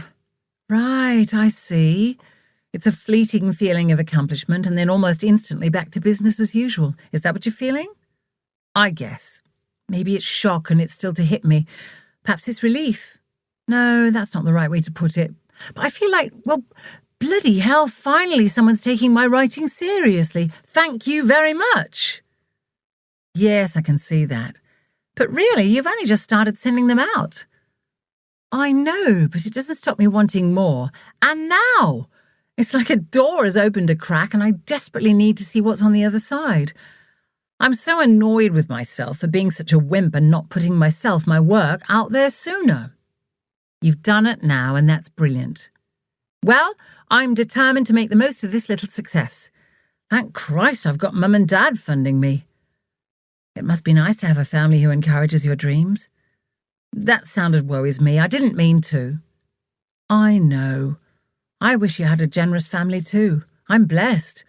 And you're allowed to be a little envious, but just don't hate me. Oh no, I'm not. I was kidding, Alice. Chill. Okay, so speaking of lack of support, I'm guessing something else has happened with David. I don't want to talk about it. We're always on about my stupid problems. Alice, your problems are never stupid or trivial, and you're not getting out of it, unless you really don't want to talk about it. Alice didn't reply, and they silently finished their ice creams. Runners jogged past not far behind them, their feet making rhythmic scratching sounds on the gravel path. Nearby, birds squawked in delight. Alice detected the fresh scent of pine and the earthiness of freshly laid mulch as a gust of wind swept around them while she tried to form her opening words. I need to find somewhere for Bill and me to live. I have to leave David, she finally said. Oh, Alice, I'm so sorry. Did something else happen, or have you just decided? Both. I realised he doesn't get me, and he never will. Hell, I don't think he gets humans full stop. Can't believe I wasted all these years on him, she said, swiping at a lone tear rolling slowly down her cheek. It's never a waste if you learn something and use what you've learnt. I seem to keep making the same mistakes. This is the second relationship that hasn't worked. Don't you dare say you're a failure. A relationship takes two, and some people change while others stay the same. Some grow and some stagnate, Lauren said. Are you sure it's not just a phase?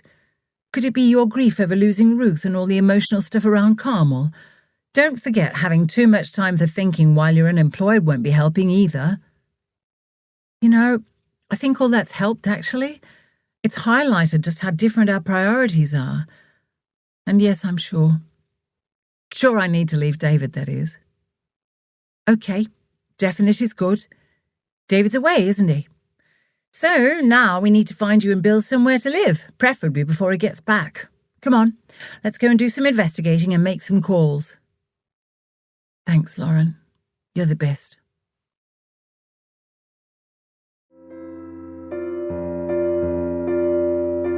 This is the end of CD 7. The book continues on CD 8.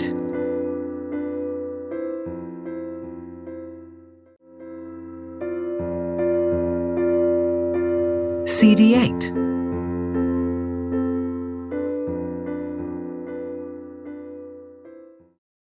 Chapter 31. Alice had to hurry to the pub so she wasn't late for lunch with her friends from uni. She had lost track of time at the park with Bill.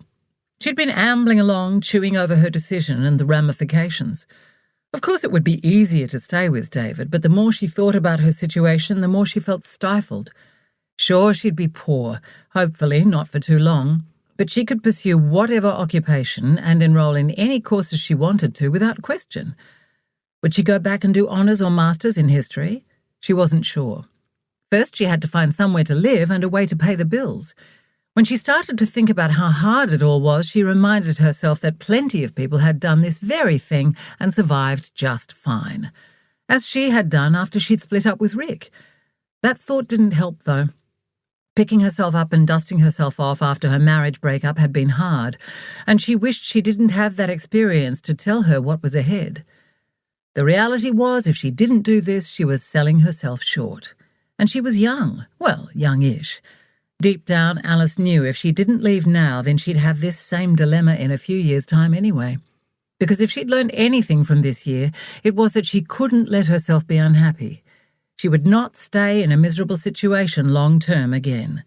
She had stayed so long with Rick because her mother and sister had brainwashed her to believe that a failed marriage equaled failure as a person, and that it would be a disgrace to the family.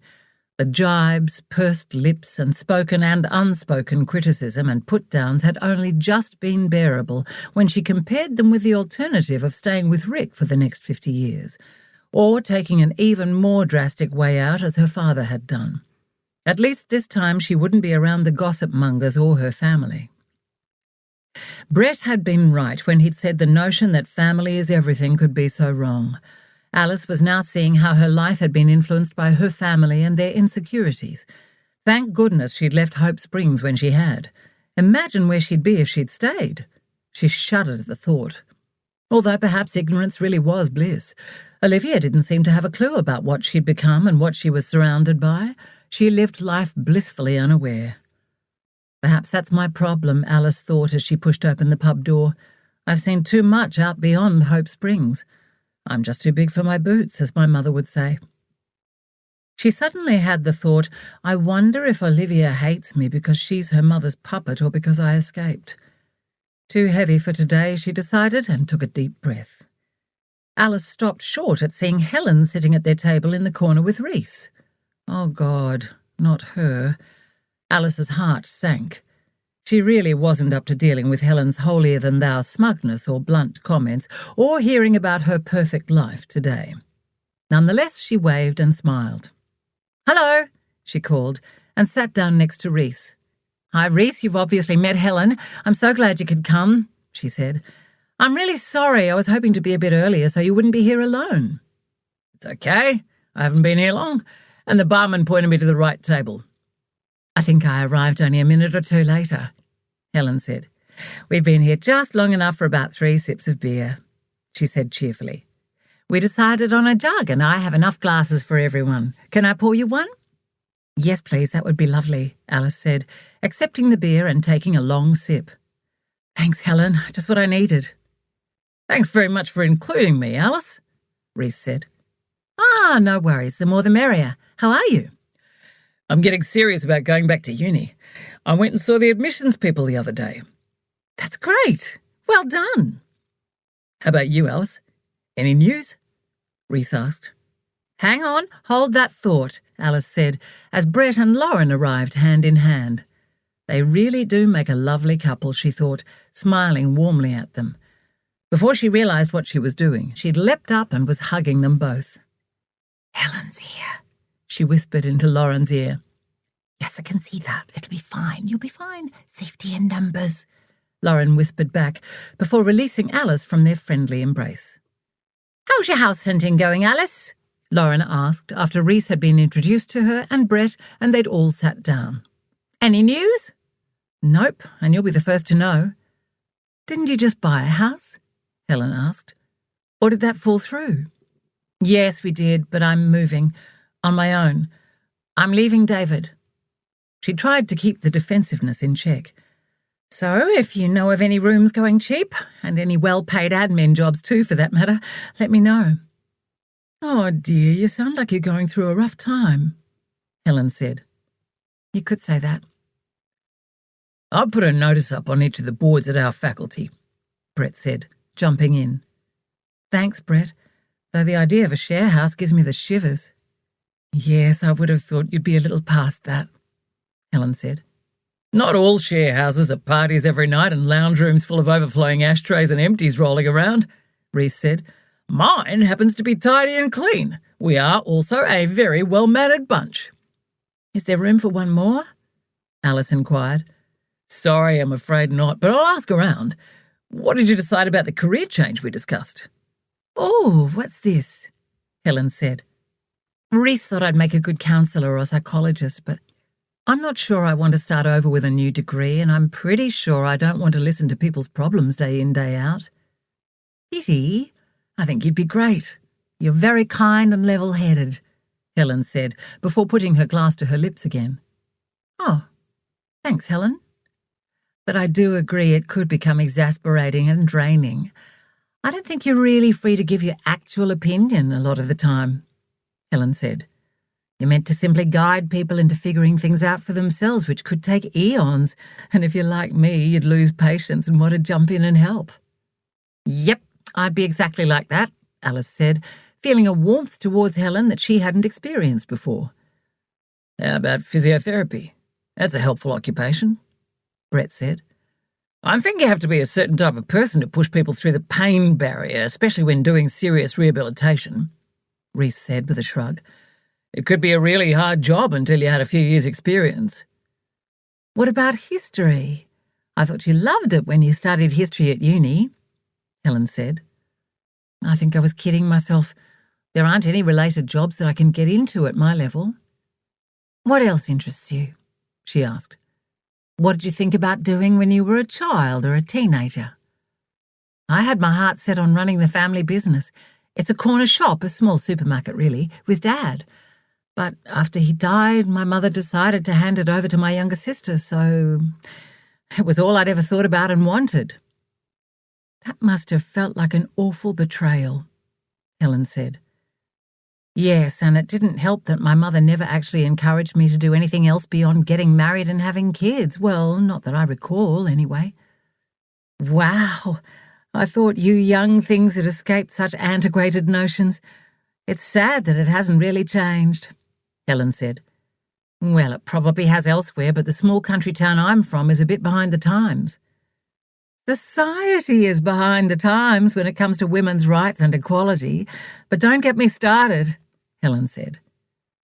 Did you all know what you wanted to do early on? Alice asked. I know Lauren's always wanted to be a writer. Yep, since I was about 7, Lauren said. Though I'm beginning to think being clear about what you want isn't much of a help either. It doesn't always mean you'll get there. I knew I wanted to nut things out from the age of about 12, and engineering seemed to be the logical path, Brett said. But my parents didn't really encourage me to do anything either. I was just lucky I had the right teachers, people who were passionate and committed. That's the curse of being the child of a narcissistic parent. They sabotage you or ignore you in case you show them up. Well, that's my interpretation from what I've read, anyway. Helen, what about you? I always wanted to be a teacher, and I did teach, briefly. Alice looked at her with surprise. She'd assumed Helen had always been a professional student. I loved it, but couldn't stand the politics and not being able to properly discipline the kids. The parents seemed to think we were there to teach their darlings manners, actually do the job of raising them. Not my responsibility. Fortunately, I have a wonderfully supportive husband who has done well, and we can afford for me to do as I wish. Don't worry, I know how blessed I am. Reese is thinking about going back to architecture after a break, aren't you? Alice said. Yes, after a bit of a wobble. It's what I've wanted to do since I was 10, but life sort of got in the way for a while. Good for you, Helen said. Why can't I figure out what to do now? Alice said, her frustration bubbling to the surface. It's driving me nuts. It sounds to me as if you're trying too hard to figure it out, overthinking it, Helen said. But how else do I find it? Sometimes the best thing you can do is nothing at all. I know it can be hard to sit back and wait, but often the best ideas come when we least expect them and when we're at our calmest and our brains are still, Brett said. Like in the shower, walking, or sitting on the train, staring out the window. Right, Lauren? Absolutely. Hang on, why all this talk about finding a new career? Didn't you just start a job in real estate? What happened to that? Helen said. It didn't work out. Oh, God, please don't make me go through it all again. Ah, well, that explains why you can be here on a Friday again. I just realised what day it is.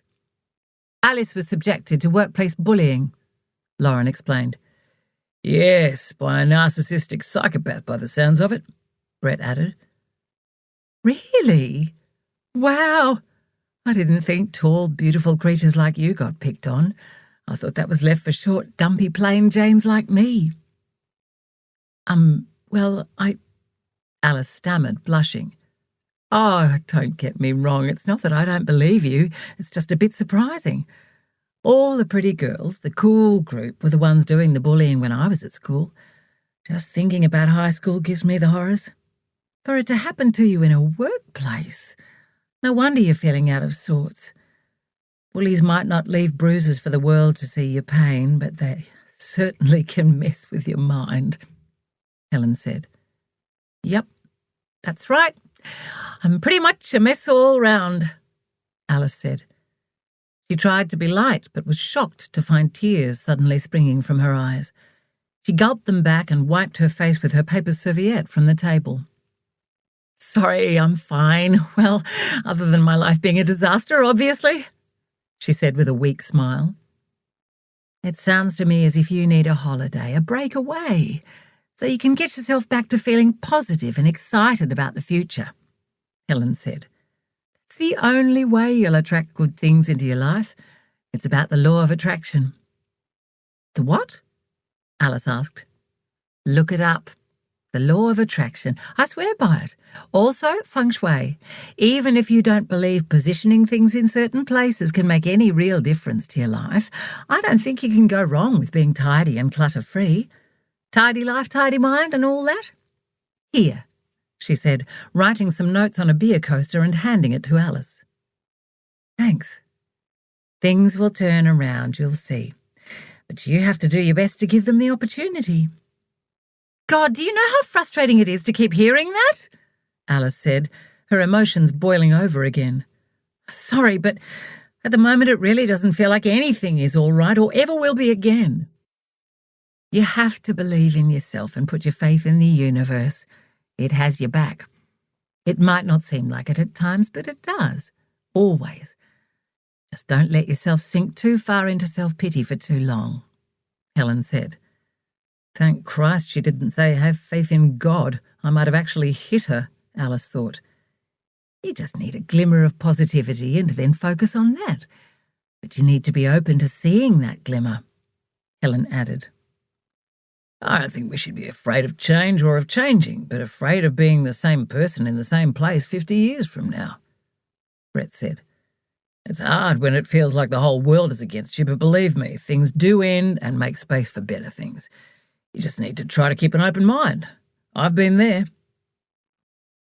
Don't forget you're also grieving, Alice, Lauren said. You need to be kind to yourself and just be for a bit. Pretty bloody hard when your partner is an unemotional prick who thinks you should buck up and suck up a job you hate just for the money. Oh, well, I'd be getting a new one of those. That's not on, Helen said. You're much better being on your own without that sort of pressure. Seriously, Alice, and I hope this doesn't sound too harsh, but you need to start making decisions for yourself. The sooner you realise you can only truly rely on yourself for your well-being and happiness, and that knights in shining armour that doesn't eventually tarnish are rare if non-existent, the better off you'll be. Yes, Brett said. If what you say is true about your mother possibly being a narcissist and your sister being the golden child, then, as the scapegoat, you most likely grew up feeling unloved. Actually unloved, Helen added. Narcissists are incapable of true love, and you've most likely felt pressured into conforming in all sorts of areas. And I'll bet no matter what you achieve in life, you'll never feel quite good enough. You'll spend your life seeking your mother's approval despite knowing you'll never get it, and going through the hurt of her rejection and disapproval over and over. Also, there's a high chance, until you heal, you'll always choose a man who will never love you properly, because you've never had the chance to learn what proper love is, thanks to your cold, unemotional mother. Alice looked up, unable to hide her astonished expression. Oh, yes, I know all about having a narcissistic mother. Once you figure it out and how it's affected you, you can start to heal and really sort yourself out. It's about breaking free and truly becoming your own person. At least limit your contact and don't tell your family anything about your life because then they have nothing to criticise, Brett said. Yes, turn conversations back to them, Helen said. Narcissists love nothing more than talking about themselves and how good they are. Alice looked at Brett, then Helen, and quietly said, I'm tired. I'm not surprised. You're constantly navigating a minefield, Helen said. Oh, God, tell me about it, Brett said. And Alice, you shouldn't have anything to do with anyone your family is in contact with, either. Just the other day, my uncle told me I couldn't cut my father completely out of my life because it was hurtful. To my father. What about all the hurt he's caused me over my lifetime? But as you said, Helen, I didn't have the bruises. Sticks and stones will break my bones, but names will never hurt me. What a crock of shit that is. And then he got affronted when I said I wanted nothing more to do with him for being one of my father's flying monkeys. Didn't get it. I wasn't going to waste my breath and energy explaining that by approaching me he was clearly doing my father's bidding, whether intentionally or because he'd been cleverly manipulated. Sorry, here I go, getting on my soapbox. It's all just so incredibly awful. Yes, and as I said earlier, there are a lot of narcissists and manipulators, Helen said. Lauren leant forward about to say something when her phone rang. Excuse me, I need to take this, she said, looking down at the name on the screen. I need the loo, Alice said, getting up, and a good weep. She'd hoped to come out for a friendly meal and time away from her problems and the reality of the sad state of her life. And look where she was. She stood staring into the mirror. Her thoughts were spinning underneath a growing headache. Hopefully their meals would arrive soon and the mood would become lighter. But it was nice to have the support of the others and not feel so alone. She returned to the table just as Lauren came back and sat down. That was Dad, she said to Alice. She continued, I have a proposition for you and, well, a favour, actually. Oh? Mum and Dad have decided to stay on overseas, spend a couple of weeks looking around Asia. But if they don't have someone in the house by Tuesday, their home and contents insurance will be null and void. Dad's a real stickler for doing the right thing and not taking risks with those sorts of things. Anyway, I really don't want to go back to Ballarat. Would you be interested in house-sitting for us for a couple of weeks? And of course, Bill is more than welcome. My dog, Alice said, as Helen's mouth dropped open in slight surprise. You wouldn't have to move out after the 2 weeks are up. Dad said he and Mum would be happy for you to stay on as long as you like when they get back. There's plenty of room in the main house, and there's a self-contained cottage too if you'd prefer to stay there. Oh, right. Wow. You don't have to decide this very second, Lauren said. And no pressure, but you would be doing me a huge favour. I really don't want to leave Brett, she said, clasping his hand on top of the table. Brett squeezed her hand back, and for a few seconds they gazed adoringly into each other's eyes, seemingly oblivious of everyone else around them. I don't want you to either, but we'd cope, Brett said. I could come and visit on weekends. No, it's fine. I'd love to go to Ballarat, said Alice. Would you? Really? Of course. You've been such a good friend to me. Of course I'd be happy to help you out. And it's not exactly an imposition. It's a win for me, too. Thank you, Lauren said, smiling. Wow. No, thank you, Alice said, the magnitude of what had happened starting to sink in. I'll come with you and help get you settled, though, so don't worry about that. I don't want to put you out. I could just catch the train, couldn't I? Not really. We're rural, a little way out of the city, so it would be a bit tricky. Oh, but I don't have a car for getting groceries and stuff. That's okay. Dad said you're welcome to use one of their cars. He's going to get you listed on the insurance. That's very generous of him. Are you sure he'll really be okay about it? I'd be very careful and only do the minimum driving. Alice, seriously, is cool. They're cool. And remember, you're doing us a favour too. Well, I really appreciate it. I know you do. I'd say that's just what you need, Alice. A proper breakaway with a complete change of scenery, Helen said. Apparently, Ballarat is an Aboriginal word for resting place, so it's practically in order to take it easy, which is clearly what you need right now, Reese said. Oh, how perfect is that? See, things are looking up already, Alice, Helen said. The universe is starting to listen and show you signs that it is. Wow. Thanks again so much, Lauren, and to your mum and dad. Alice felt a little lightheaded. Now can we please stop talking about me? We need to celebrate Lauren's short story winning an award and her first publication, Alice said. That's fantastic, Lauren. Well done, Helen said. Yes, brilliant, said Reese. There were hugs and cheers all round, which died down when their meals were delivered. After lunch, they all leant back in their chairs, feeling satisfied. Conversation had slowed as they allowed their food to digest. During a moment of silence, a ding from a phone rang out, causing them all to cock their heads as each tried to detect if it had come from their device. They'd often joked about how they were glued to their phones and how hard it was to ignore a notification and how long they lasted trying, not very. They chuckled when there was a burst of several different tones. Oh, go on, kids, check your phones. I know you want to, Helen said with a laugh. She was the only non-millennial in the group. I don't mind, honestly. It's not like we're engrossed in deep and meaningful conversation now. I'm just deliberating over whether I need to undo the button on my jeans or not. Apologies for my rudeness, but I need to keep an eye on my email. I'll be 2-6, Brett said, turning over his phone, which was sitting on the table. Yeah, I need to keep an eye out too, Lauren said, in case Dad needs to tell me anything else. Alice turned her phone over as well and was staring at her screen where notification details of an incoming email were visible. Carmel. Subject. Reference. Her eyes were wide and her lips were frozen around a silent O. What? Lauren said, nudging Alice. Sorry? Alice said, jolted from her trance. You look like you've seen a ghost. Alice turned the phone around so Lauren could clearly see what was on the screen. Oh, well, come on, open it. What?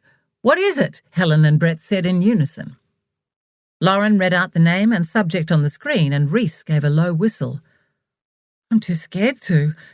What if it's her telling me to fuck off or giving me a serve about how dare I even ask for a reference after everything, blah, blah, blah, having the last word? What if she's actually sent me a virus or something?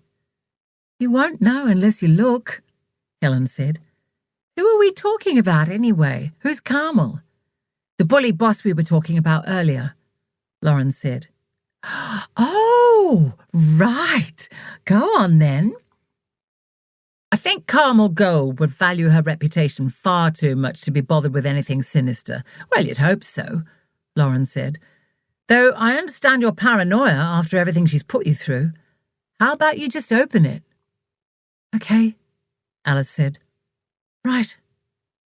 She read the email to herself quickly and then aloud. Dear Alice, please find attached a reference as requested. I still don't think you deserve it, but I don't wish to stand in the way of you getting another job thanks to a personality clash. I'm not one to hold grudges. I wish you all the best with your future employment. Regards, Carmel. And now for the attachment. Alice blinked several times and read it through twice to herself before fully comprehending the words and the enormity of them.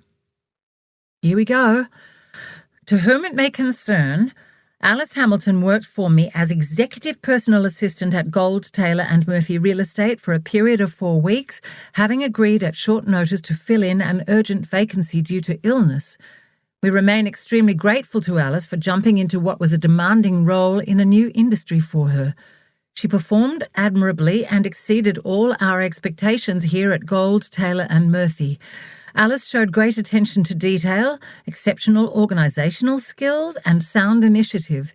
It's unfortunate that we didn't have a full-time role to offer her at the end of her brief time here, but commend her to any future employer looking for a highly skilled, top-level administrative employee. Alice has a bright future ahead of her, and we believe she will excel in whatever path or industry she chooses and be a great asset to whichever organisation she partners with. Regards, Carmel Gold, partner, and Paul Taylor, CEO, and they've both signed it. I thought it was a permanent role and you left abruptly, Brett said.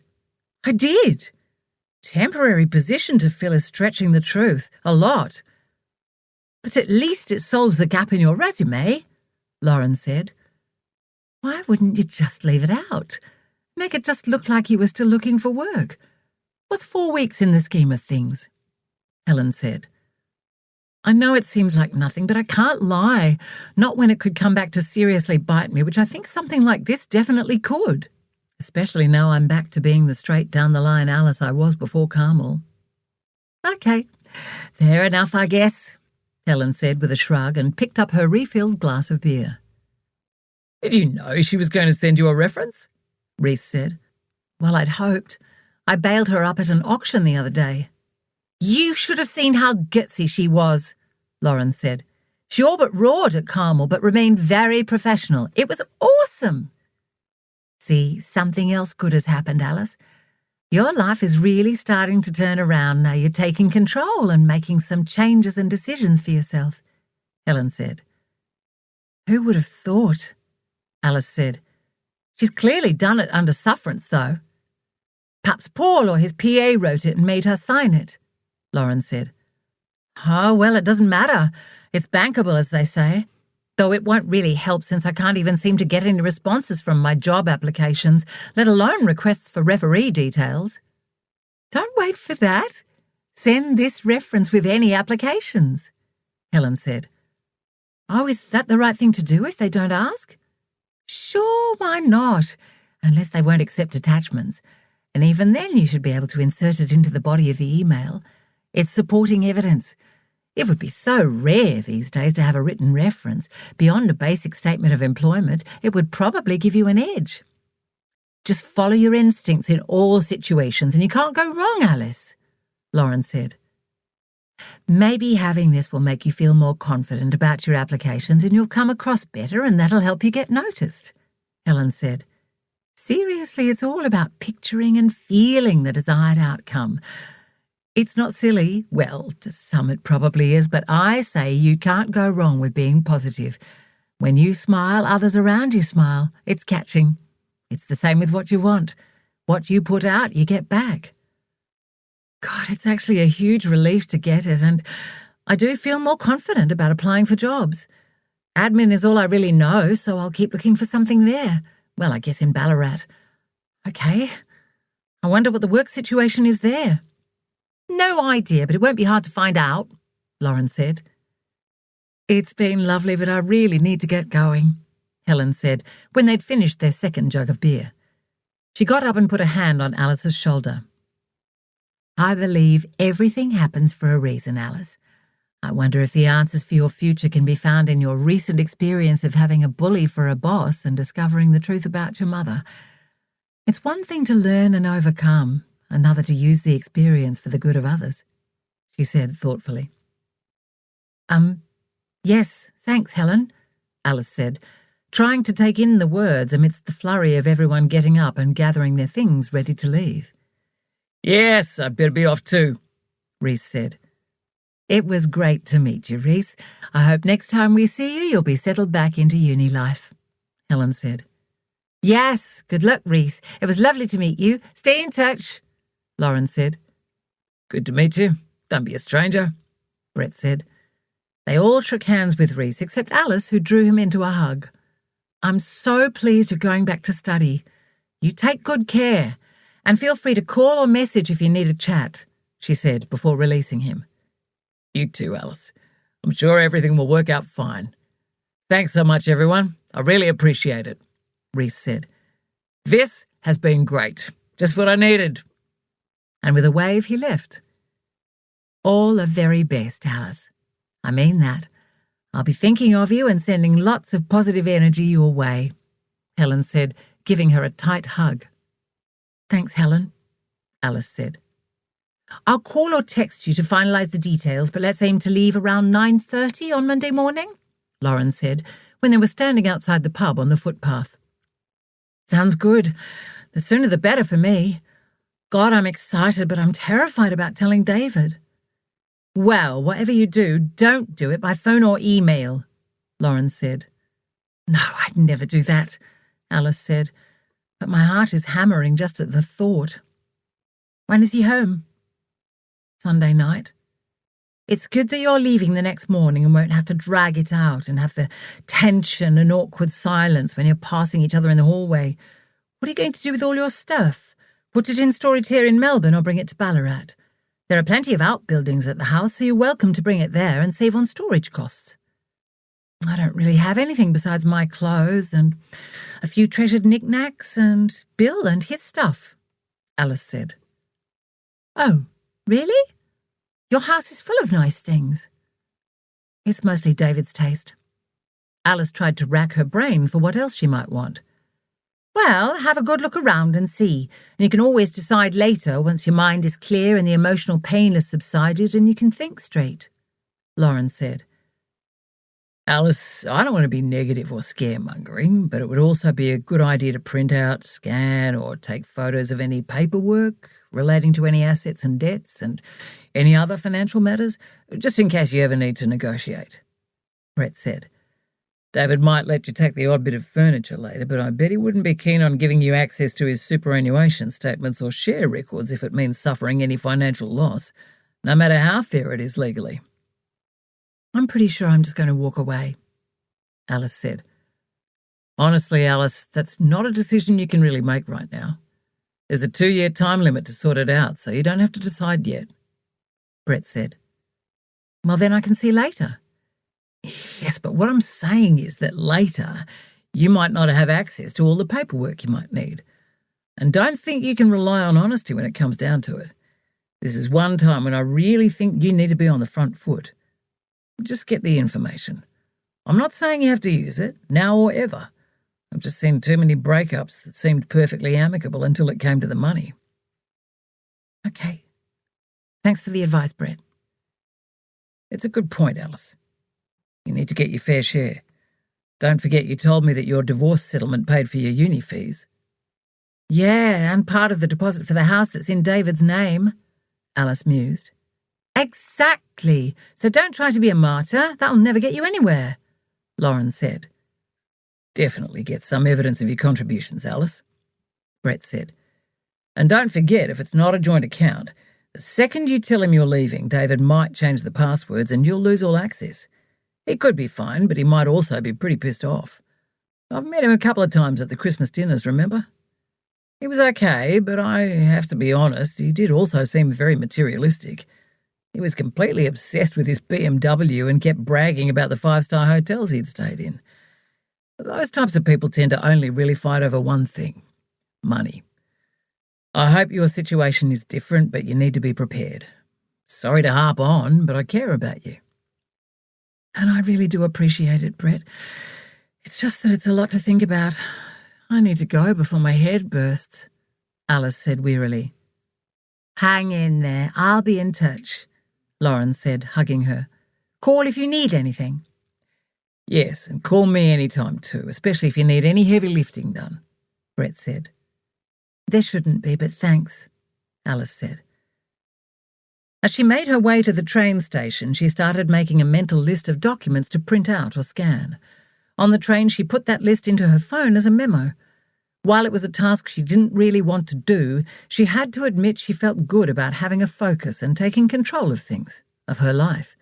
Her ex-husband Rick had deliberately held off being paid for assets he'd sold not long before ending their marriage, so there was less money to divide between them. At the time, Alice had just wanted to be free of him. She had the same feeling now, too, but she could see that was a little gutless. Lauren and Brett were right. At the moment, it was hard to see past the blinding stupor of hurt, disappointment, and heartbreak. But once the emotional fog cleared, who knew how she'd feel? Alice understood that she had to stand up and defend herself financially, at least get back what she'd put in. Once home, she started making her way methodically through their filing system, which she'd set up. They had a drawer each. She felt deceitful going through David's, but it wasn't locked. She was shocked to find statements showing she'd paid 2 semesters of David's MBA course fees. God, she'd completely forgotten about that. And they wouldn't have this house if she hadn't added $10,000 to the deposit to get them to the 20% threshold and avoid costly mortgage insurance. It wasn't a whole lot of money in David's world, but still. Chapter 32. In between taking Bill for 2 long walks, Alice spent Saturday going through the paperwork and putting together a file of printed information to take with her. She really hoped she'd never need any of it, but Brett was right. It was a good idea to have it.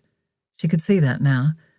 While she liked to think David would be fair, the thought of the quote, "Money doesn't change anyone, it reveals them," kept her going. The reality was that while once she would have been sure David would be reasonable when it came to dealing with the financial aspects of a split, he was actually an unknown quantity when she thought about it now. Sunday dawned and Alice felt completely wrecked. Constantly running through what she'd say to David and preempting responses to any questions or comments he might have had kept her awake all night. She hated conflict of any kind, and she could just imagine his calm interrogation, which would be decidedly more unnerving than when Rick had yelled and screamed at her during their time together. But she told herself as she lay in bed with Bill peering at her, waiting for the signal they might be off for a walk, it didn't matter. She was done. Perhaps the saddest thing was that it was so obvious why people stayed in a relationship and over time became like robots without feelings or reactions and just went through the motions. It was easier and less fraught than going it alone. And perhaps it was easier than telling one's narcissistic mother and enduring the criticism. Just the thought of that made Alice quiver all over like a scalded teenager. Here we go again. At least they can't pierce you with their withering gazes this time around. You'll be about 1,100 kilometres away. Alice could almost imagine her mother trying to talk her into going back before anyone found out, just like she had when her marriage to Rick had imploded. She'd been so hurt by how little her mother had appeared to care about her feelings.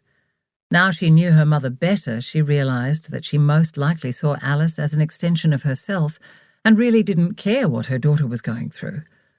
Dawn was only concerned with the perceived humiliation she faced as Alice's mother, that she had raised a daughter who was incapable of abiding by the vows of "until death do us part." Alice hoped this knowledge about her mother's personality might spare her some pain and that she wouldn't take Dawn's cold comments to heart. But deep down she wasn't entirely optimistic. She'd spent far too many years seeking her mother's love and approval only to be rejected, to truly believe it could be different now. Also, she knew that narcissists didn't change. They might be capable of temporarily appearing to be a different colour to blend in with their surroundings, like a chameleon or a thorny devil, but it wasn't permanent. Their true colours always returned. Suddenly, Alice realised that this time around she wouldn't have Ruth to smooth the waters of emotion, to encourage her and to reassure her. Tears started streaming down her face. And then Bill was beside her, trying to snuggle between her and the pillow she was holding close like a teddy bear for comfort. Yes, I'll have you, Bill, but how can I do this without Ruth? Would it be easier to stay with David? Yes, of course it would be. But that's not fair on you.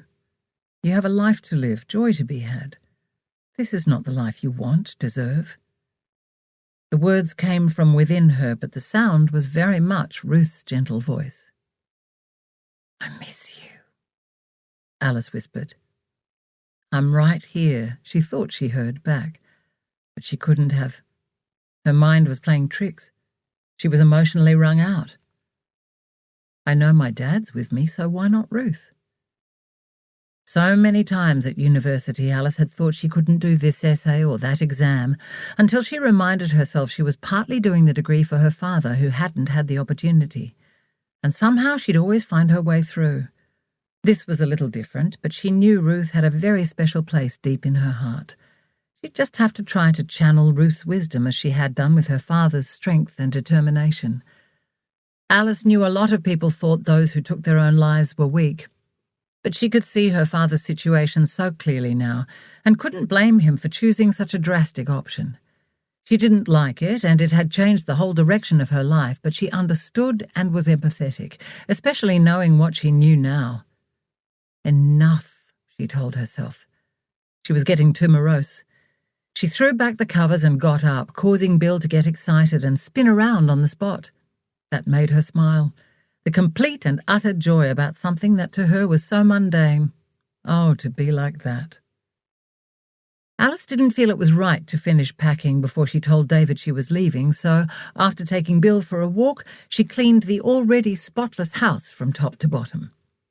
She then headed out and did a larger-than-usual grocery shop, buying extra to take to Ballarat to get her started, before setting about filling the remainder of the day with cooking meals she could store in the freezer. If David was sad when she left, and a part of her really hoped he would be, or busy with work, he might appreciate having a stash of home-cooked meals that just needed defrosting and reheating. Alice felt bad for going back on her word about not leaving until his project was finished, and this was the only way she could make it up to him a little now. By mid-afternoon, batches of pumpkin soup, rissoles and lasagna had been divvied up and were cooling on the bench, ready to go into the freezer. Lamb shanks would then go into the slow cooker for their dinner, to be accompanied by creamy mash and fresh, crisp asparagus. She'd got a bit carried away at the butcher's. The Last Supper, she thought at one point, cringing. Perhaps it was a bit heavy when she doubted she'd be able to eat anything, either before or after telling him. Too late now. After the slow cooker had been filled and set going, all the dishes done and the kitchen tidied, Alice sat down to watch TV. She was worn out, but was also itching to keep moving. She looked at Bill sprawled out beside her. "Do you fancy another walk, Bill?" she asked. The dog looked up briefly and flapped his tail once before settling back down again. If she wasn't so strung out, she would have laughed. The word walk usually acted like a switch, instantly sending him into a ball of wiggling energy that she had to struggle to contain. Alice flicked through the channels and then looked at the selections saved on the hard drive. Nothing took her fancy. She tapped her feet and picked at her nails. Bill looked up at her before giving a groan and settling back down as if to say, "Would you just sit still?" By 4 o'clock she could no longer ignore the pile of striped PVC zip bags favoured by students and backpackers the world over that were in a pile just within sight. It was too bad if David was affronted even more by her having already packed. She needed to do something. When she'd finished and looked at the large suitcase, carry-on bag and 2 huge striped bags lined up inside the spare room, she felt gloomy and sad. All she had left in the built-in wardrobe was a change of clothes for tomorrow. She had a spare bag ready for Bill's things. Then she just had to add her toothbrush and everyday toiletries to her sponge bag, put that in the top of her carry-on, and she'd be set. Fear gripped her, adding to the sadness. All she owned was right there in front of her. She swallowed back the lump pushing at her throat, determined not to give in to self-pity. She had to hold it together. David would be home soon. Alice forced herself instead to be grateful for not being a follower of fashion or a shopaholic with piles of clothes. She also had to acknowledge her gratitude to David for insisting on a clutter-free house and their habit of going through their clothes every 12 months to discard any they didn't wear. Of course, having just moved house had helped to declutter and throw out any unnecessary possessions too. It was both surprising and a little sad for Alice to see how light she would be travelling. It should take her and Lauren only a few trips to the car to pack it all in on Monday morning. Alice heard a car pull up out the front. Her chest clenched and her heart skipped a beat and then began to race. Well, this is it. Wish me luck, she thought as she went to meet David. Chapter 33. Right, game face on, Alice told herself as she heard David's key in the door. Hi, how was it? She asked as he put his bags down. Good. Okay. Same old. He gave her the lightest and briefest of hugs, barely a hug actually, she noted, hands on the shoulders to bring her to within a few inches, peck on the cheek and then release. It was done out of habit. He said he felt icky after travelling and didn't want to subject her to any body odour. But Alice always longed for a decent hug to breathe in his worn aroma. She loved the scent of him several hours old, as well as the fresh scent when he was just out of the shower having washed with milk and honey body wash. She watched him take off his heavy woolen coat and carefully place it on a hanger, and then onto a hook on the brushed aluminium rack that looked to Alice like a deciduous tree in the middle of winter. "How was your weekend?" he asked, as he unwound his scarf and carefully tucked it over the bar of the same hanger as his coat and straightened it out neatly. "Not much to report. I cleaned, did a heap of cooking, managed to wear Bill out with several long walks," she said, hoping her voice didn't sound as shaky as she feared it might. "Sounds good." Their interactions were sparse lately. It was as if David didn't want to hear how many jobs she hadn't been called up for, and Alice knew he was deliberately keeping the conversation away from anything personal because he didn't want tears, and she was still prone to bursting into floods of them when Ruth's name came up, or when Alice thought about all that had gone on this year and how unloving David was being. He wasn't cruel, well, she hoped he wasn't being deliberately uncaring, but he didn't seem able to cope with tears and didn't seem capable of doing anything beyond saying, "Don't cry," and "Please stop crying," and looking perplexed. When they'd met, he had been able to react appropriately and utter the right words. Otherwise, they wouldn't be here now. Alice closed her mouth and held her breath so she couldn't fill the empty air with the words sitting just behind her tongue. "David, I'm leaving you. I can't do this any more." Oh, how she wanted to get it over with. But there wasn't an easy way, was there? "Oh, something smells good," he said, sniffing at the cooking smells drifting down the hall from the kitchen. "Braised lamb shanks, mash and asparagus," Alice said. "You're right on time." You're too good to me," he said, following her through to the kitchen. "Wine?" he asked, sitting down at the table. "Yes, thanks," she said from the kitchen bench, where she was poking unnecessarily at the meat in the slow cooker so she didn't have to look at him. "The hotel was lovely. We must go there sometime." "Yes, you mentioned that on the phone the other night," she said as she dished up their meals. She placed their plates on the table and sat down, hoping her cheeks weren't flaming quite as obviously as they felt. Nothing beats a home-cooked meal after travelling," he said, picking up his cutlery. "Thank you." "Good. You're welcome," she said, attempting to smile warmly, but instead thought her expression was probably more of a grimace. Her face was tight and her whole body was taut with the anticipation, the anxiety. She was beginning to get a headache, could practically feel the tension in every muscle, tendon and sinew from her shoulders up each side of her neck to behind her ears, where a pulse twinged. She looked at her plate of food. Suddenly, the portion she'd served herself seemed enormous. How the hell was she to get through this? What had she been thinking? She sighed and then picked up her knife and fork. "You sound tired. And you're quiet," David said. "Is everything okay?" "No. David, we need to talk. I'm leaving you." "Just tired." Alice cursed being too gutless and letting the perfect opportunity slip by. "So, Tom and William say hi?" "Oh, that's nice. How are they?" "Hungover last time I saw them," he said with a laugh. "We had a bit of a big night Friday," he added, tucking into his meal with gusto. Alice was halfway through her meal when she realised if she held this in any more, she might just vomit. She was so tense she was having trouble swallowing, and what she had managed to eat felt lodged just below her throat. She put down her knife and fork slowly and then took a deep breath, taking extra care to do it silently. "David, I've decided to leave," she said. "Leave?" Confusion was etched across his face. "Leave me?" "Yes. I'm sorry, but I can't do this anymore. It's not working."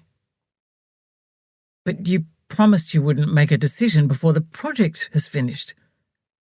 His confusion fell away, and what was left was the face of a stricken, crestfallen little boy. Alice felt like reaching out to him, until she reminded herself that he wasn't saying, "No, don't leave me, I love you, I need you," and was still going on about his damn project. "I can't have this sort of upheaval at the moment. It's at a critical stage and needs all my attention and me at my best," he said, confirming her worst thoughts. Anger welled up, clambering over the uncomfortable mound of food in her stomach. She told herself to remain calm and even took the time to count quickly to 5 before speaking. "You and I both know there'll always be a project, David. You'll finish this one and start a new one, probably get a promotion, so I will mean even less to you than I do now." "Oh, come on, Alice. I'm doing this for us." "No, you're not. I can see that now. I just wish I'd seen it sooner." "Look around, Alice. I work hard so you can live in a nice house in a nice suburb." "It's not the house of my choice," Alice said quietly. "Oh, come on. Now you're being petty. Just because you can't get your act together and find a job you like, find any job for that matter, there's no need to try to bring me down." "That has nothing to do with it."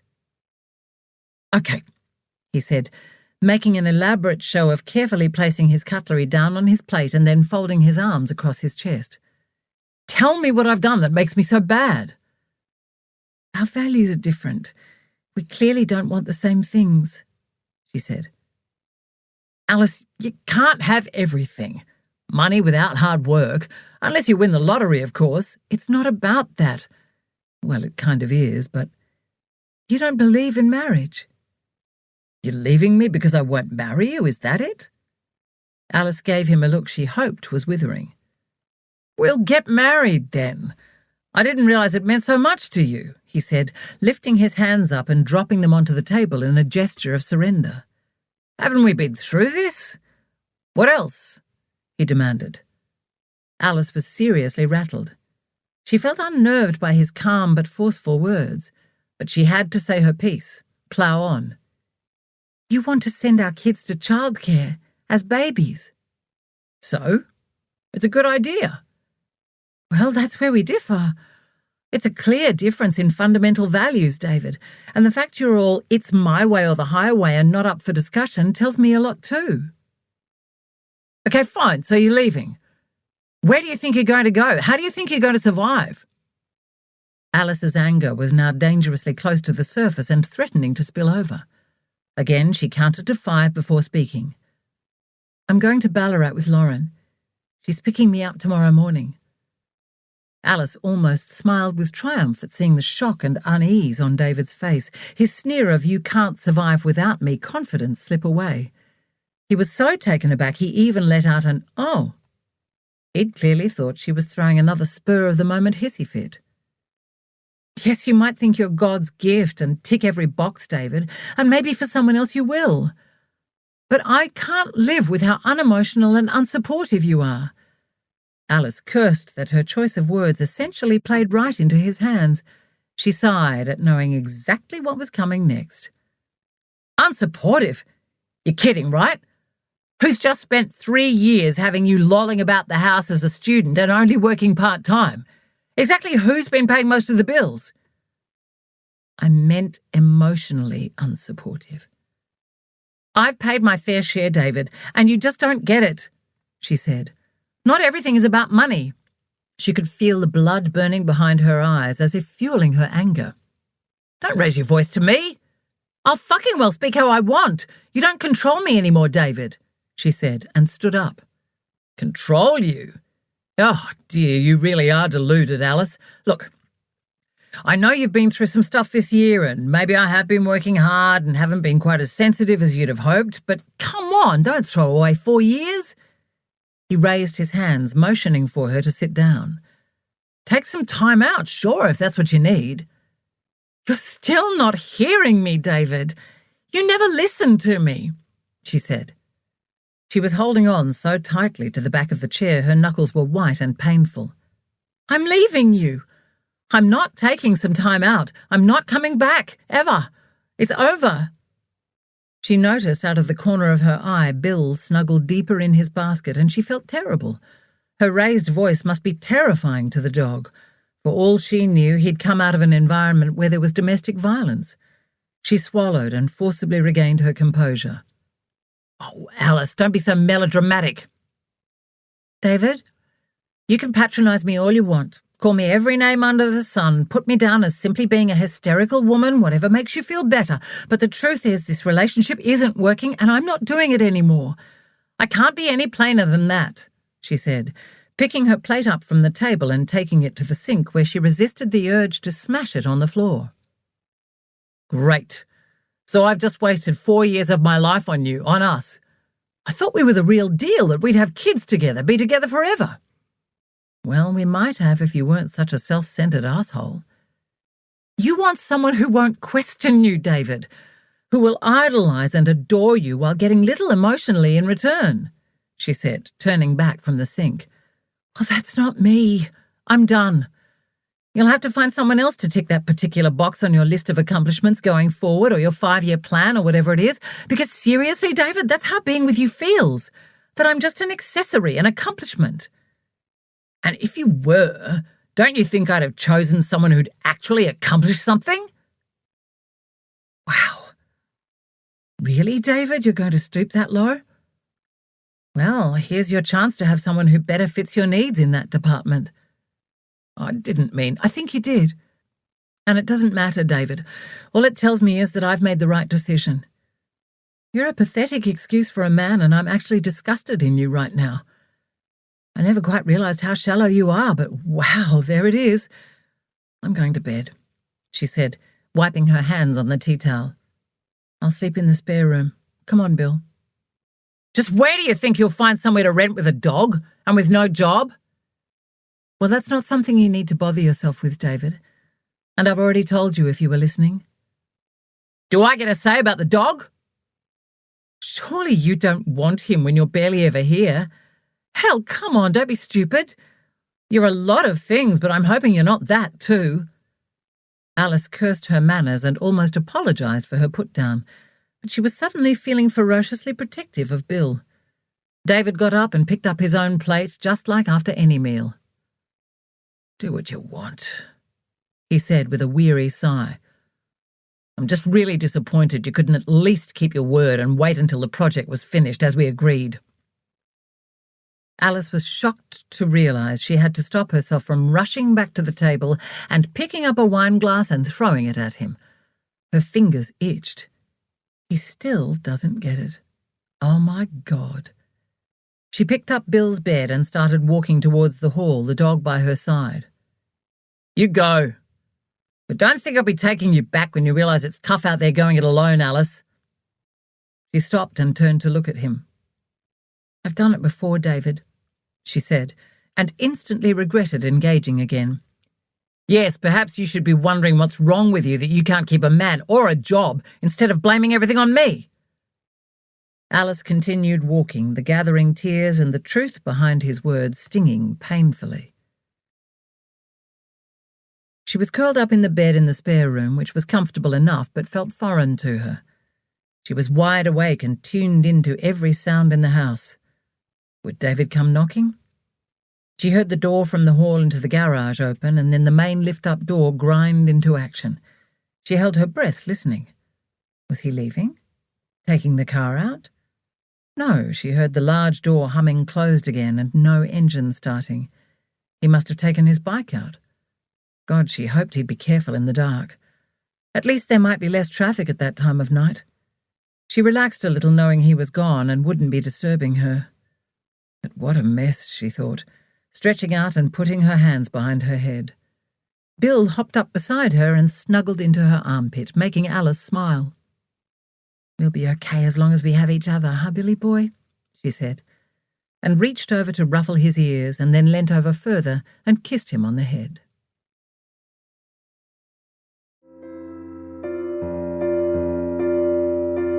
This is the end of CD 8.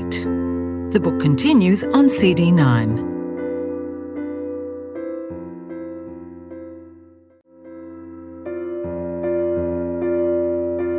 CD 9.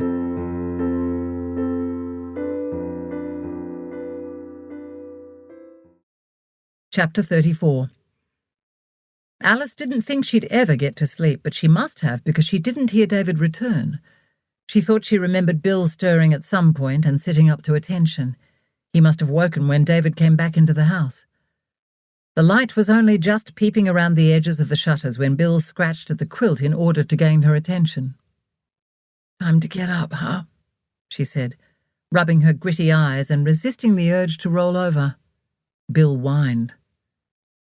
Okay, you win," she said, throwing back the covers and climbing out of bed. Her whole being ached and she felt as heavy as a lead block. It took her an age to drag on her clothes. Sitting on the edge of the bed, pulling on her socks, Alice considered how she was feeling. Okay. Just. There was a dull pain lodged deep within her where the ache of grief resided, even more painful now than when she'd learnt of Ruth's passing. It was strange, but in one way she didn't mind the pain. It was a reminder that at least she felt something and wasn't cold and calculating like her mother. Even David, with all his faults, wasn't as bad as Dawn in that department, she admitted to herself. Discovering differences between herself and her mother always came as a great relief to Alice. While working out how she was feeling, Alice realized she didn't have a fear of being alone. When she'd split from Rick, after he had forced her from the farm, she had felt scared to be on her own, but this time it was different. She didn't think it had anything to do with Lauren taking her under her wing. Rather, she was not afraid because she was taking a stand and choosing to be happy. Alice began to feel quite excited, just as she had leading up to moving to Melbourne with David and then starting university. "I'm good at change," she told herself. "Who's a good boy?" she said, as Bill hopped up beside her. "You are. We're going on a little adventure with Auntie Lauren," she said, and buried her face in his neck just behind his silky ears. He smelt a little of freshly cut grass, a smell Alice loved because it reminded her of her dad cutting the lawn every Saturday afternoon. It had been one of their special times together, keeping each other company. Her father did the mowing while Alice had sat and watched. She checked the time. Lauren should be here in an hour, she thought, with a little jolt of nervousness mixed with excited anticipation. Just long enough to take Bill out for a short walk, shower, have breakfast, and do a quick check she hadn't forgotten anything. Thankfully, there was no sign of David when she returned to the house. She checked the garage and relaxed when she saw his car wasn't there. In the kitchen, she stared at the coffee machine over her bowl of popping rice bubbles. Dare she take it with her? She looked around and thought about all the items, the best of the best, hidden behind the gloss-white cupboard doors. No, she had enough to load into Lauren's car as it was. And anyway, if she started going through the cupboards, where would it end? She'd want all the Le Creuset, which weighed a ton, but it wouldn't be right for either her or David to have certain pieces and not all of them. Each piece had been carefully selected. They'd spent a fortune, but only on what they needed. Perhaps it would be different if she were going straight into a rental. She wondered how long she'd be able to stay at the house near Ballarat. Could she really keep living there for a while when Mr. and Mrs. Finmore returned? Just take it one day at a time, she reminded herself. It was the same advice Ruth had given her when she'd left Hope Springs and had been feeling so overwhelmed. She watched Bill eat. She still had to pack up his bits and pieces. She'd made a list which was in her handbag. Oh, she thought, the contact on his microchip will need updating. Where was that info? Alice found her heart starting to race. Until she reminded herself she'd actually packed the whole file she'd set up for Bill, and it was in the bottom of one of the striped bags. Okay, what else have I forgotten? Alice was suddenly concerned she'd missed something major. She didn't want to have to ask David anything. It wasn't that she would avoid talking to him, but she didn't want him to think that she needed him or wasn't perfectly capable on her own. Alice rinsed her bowl, spoon and mug and placed them into the dishwasher alongside David's breakfast things, feeling a pang as she thought that this would be the last time. God, I'm being so silly, she thought, swiping at the single tear tingling at the corner of her right eye. They're just bowls and cutlery. She and David had enjoyed some good times together, of course. They had been together for 4 years, after all. Alice was feeling a little jittery and found herself thinking, I'm doing the right thing, aren't I? Then a picture of her standing alone at Ruth's funeral came into her mind. Yes, I am. There was really no point having a partner if they didn't provide emotional support. Hell, Bill's more emotionally supportive than David, and he can't even speak English, she thought, looking down at the dog who was gazing up at her adoringly, his little tail swaying gently back and forth. Right. Enough. Let's pack your things, Billy boy. As she shook the PVC bag out of its tight folds, Alice thought about how grateful she was for being methodical and organised. It was her default position and held her in good stead during these upheavals life seemed to send her. She must have inherited these traits from her father because neither her mother nor Olivia could organise themselves out of a paper bag, even if their lives depended on it.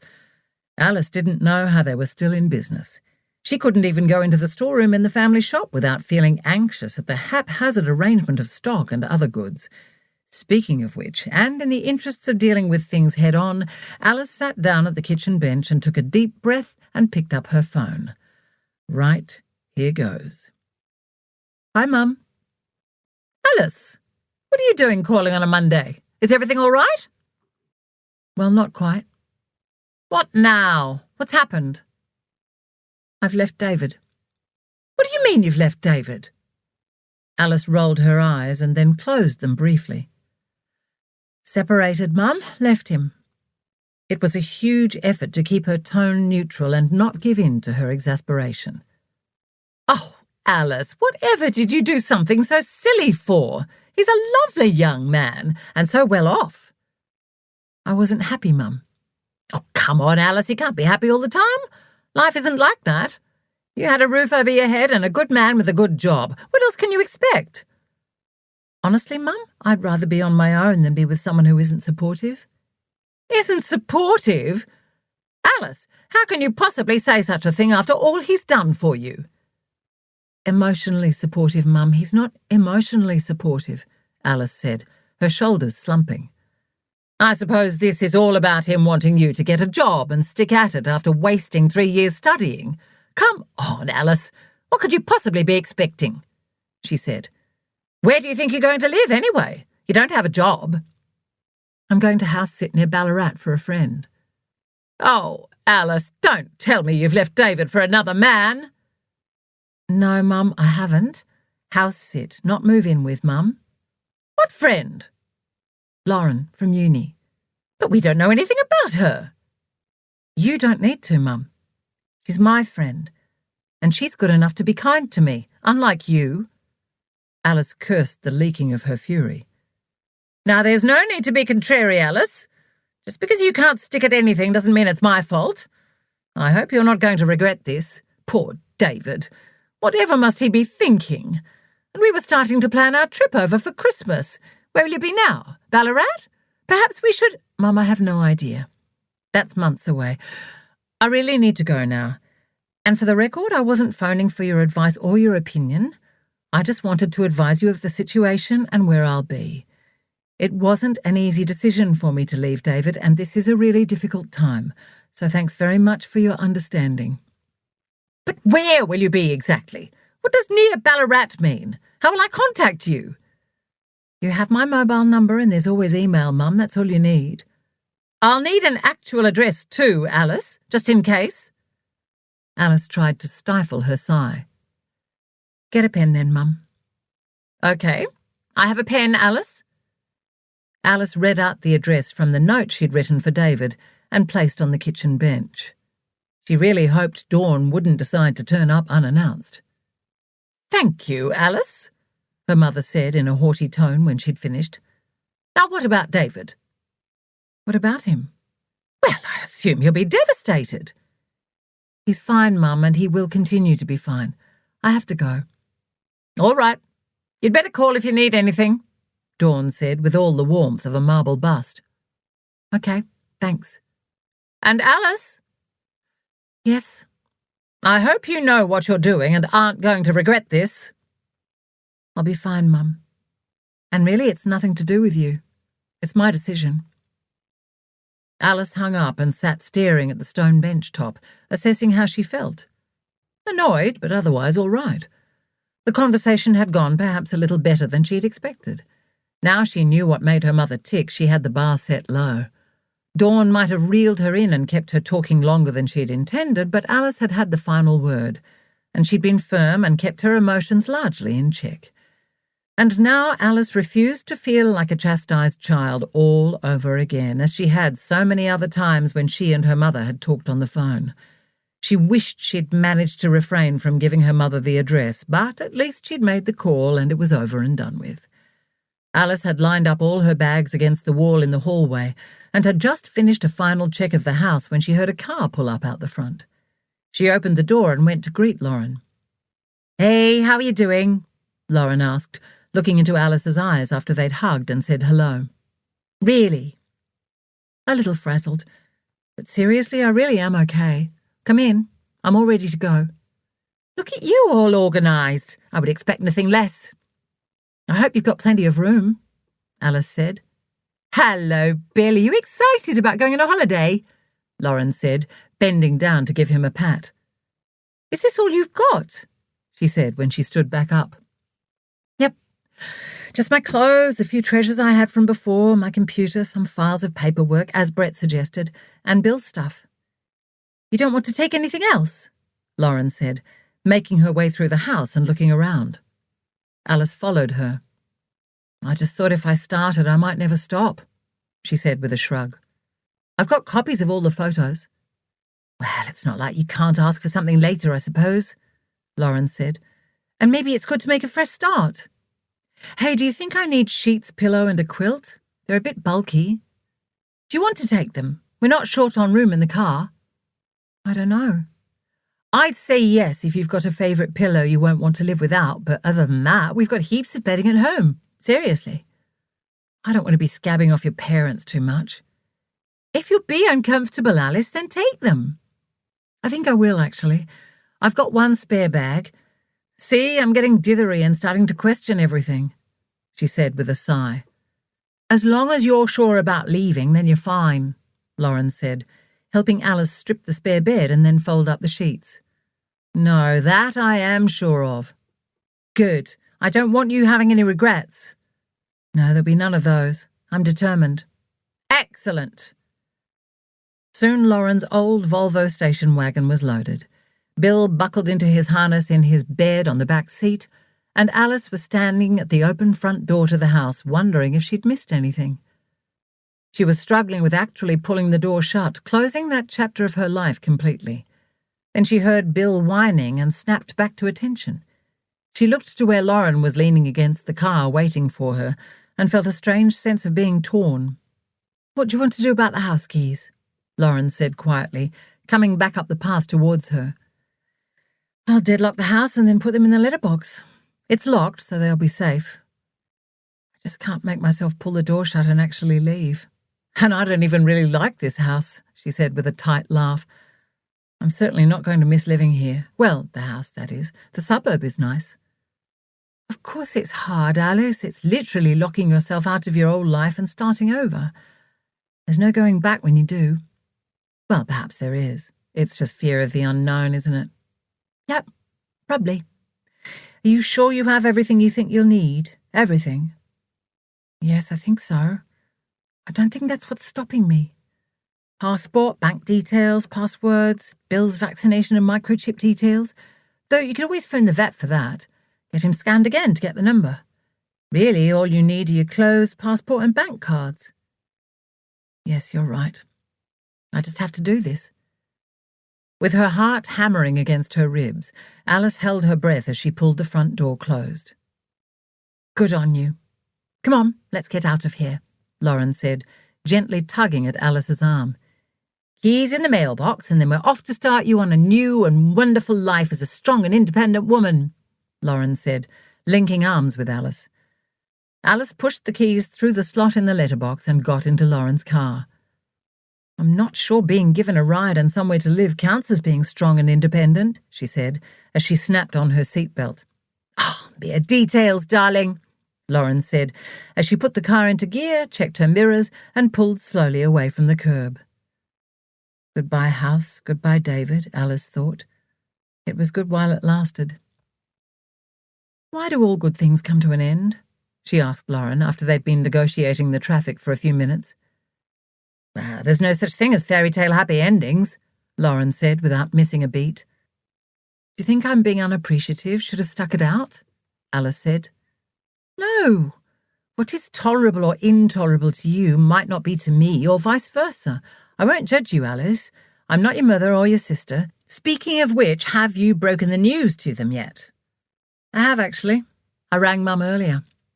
How did it go? As expected. A lot of, oh, Alice, and poor David, etc., Alice said, giving a fine impersonation of her mother. I wish you'd heard it. She really is something else. It's okay, Alice, I believe you. It's like Brett said, that one of the biggest problems for victims is being believed because they're the only ones who see what the narcissist is really like. Otherwise, most people get the charismatic, nice-as-pie facade. I get it. You know, I'm not even sure I hate Mum. I think maybe I pity her. But I do hate the fact I spent so long wanting and needing her approval, or at least not her disappointment. It's like some form of self-inflicted torture, Alice said. It's good that you're starting to see things so objectively. That must help. Oh, does it ever? Once you delve into it, it's actually a really fascinating subject. That's the spirit. I'm so glad you're feeling okay about everything.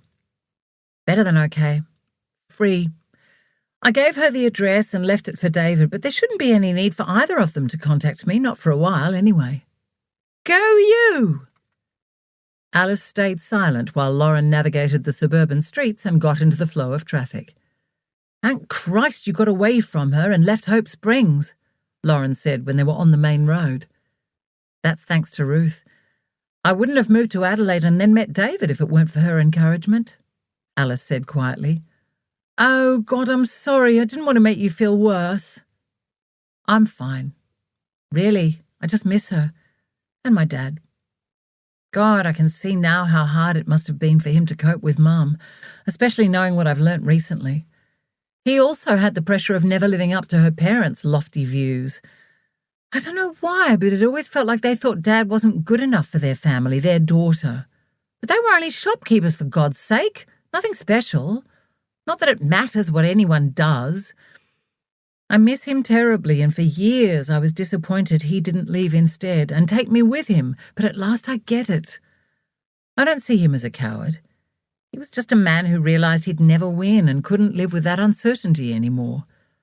Some think people commit suicide to punish those left behind, but as I see it, they are simply doing what they believe is the only way to escape an intolerable situation.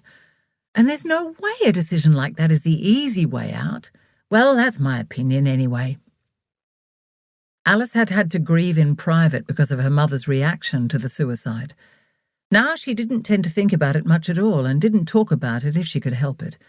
Not because her mother had successfully shut her down, but because she'd come to terms with it. Oh, Alice, I'm so sorry. No, I didn't mean to depress you. I'm fine, it's you I'm worried about. Don't be. I've had quite a while to come to terms with it, and I have. Alice heard a text message arrive on her phone, and she fidgeted in her seat as she tried to ignore it. "Check it. It might be important. I don't mind," Lauren said. "No doubt it'll be my mother trying to have the last word," she said, as she pulled her phone from her handbag at her feet. "It's from Frank, my stepdad."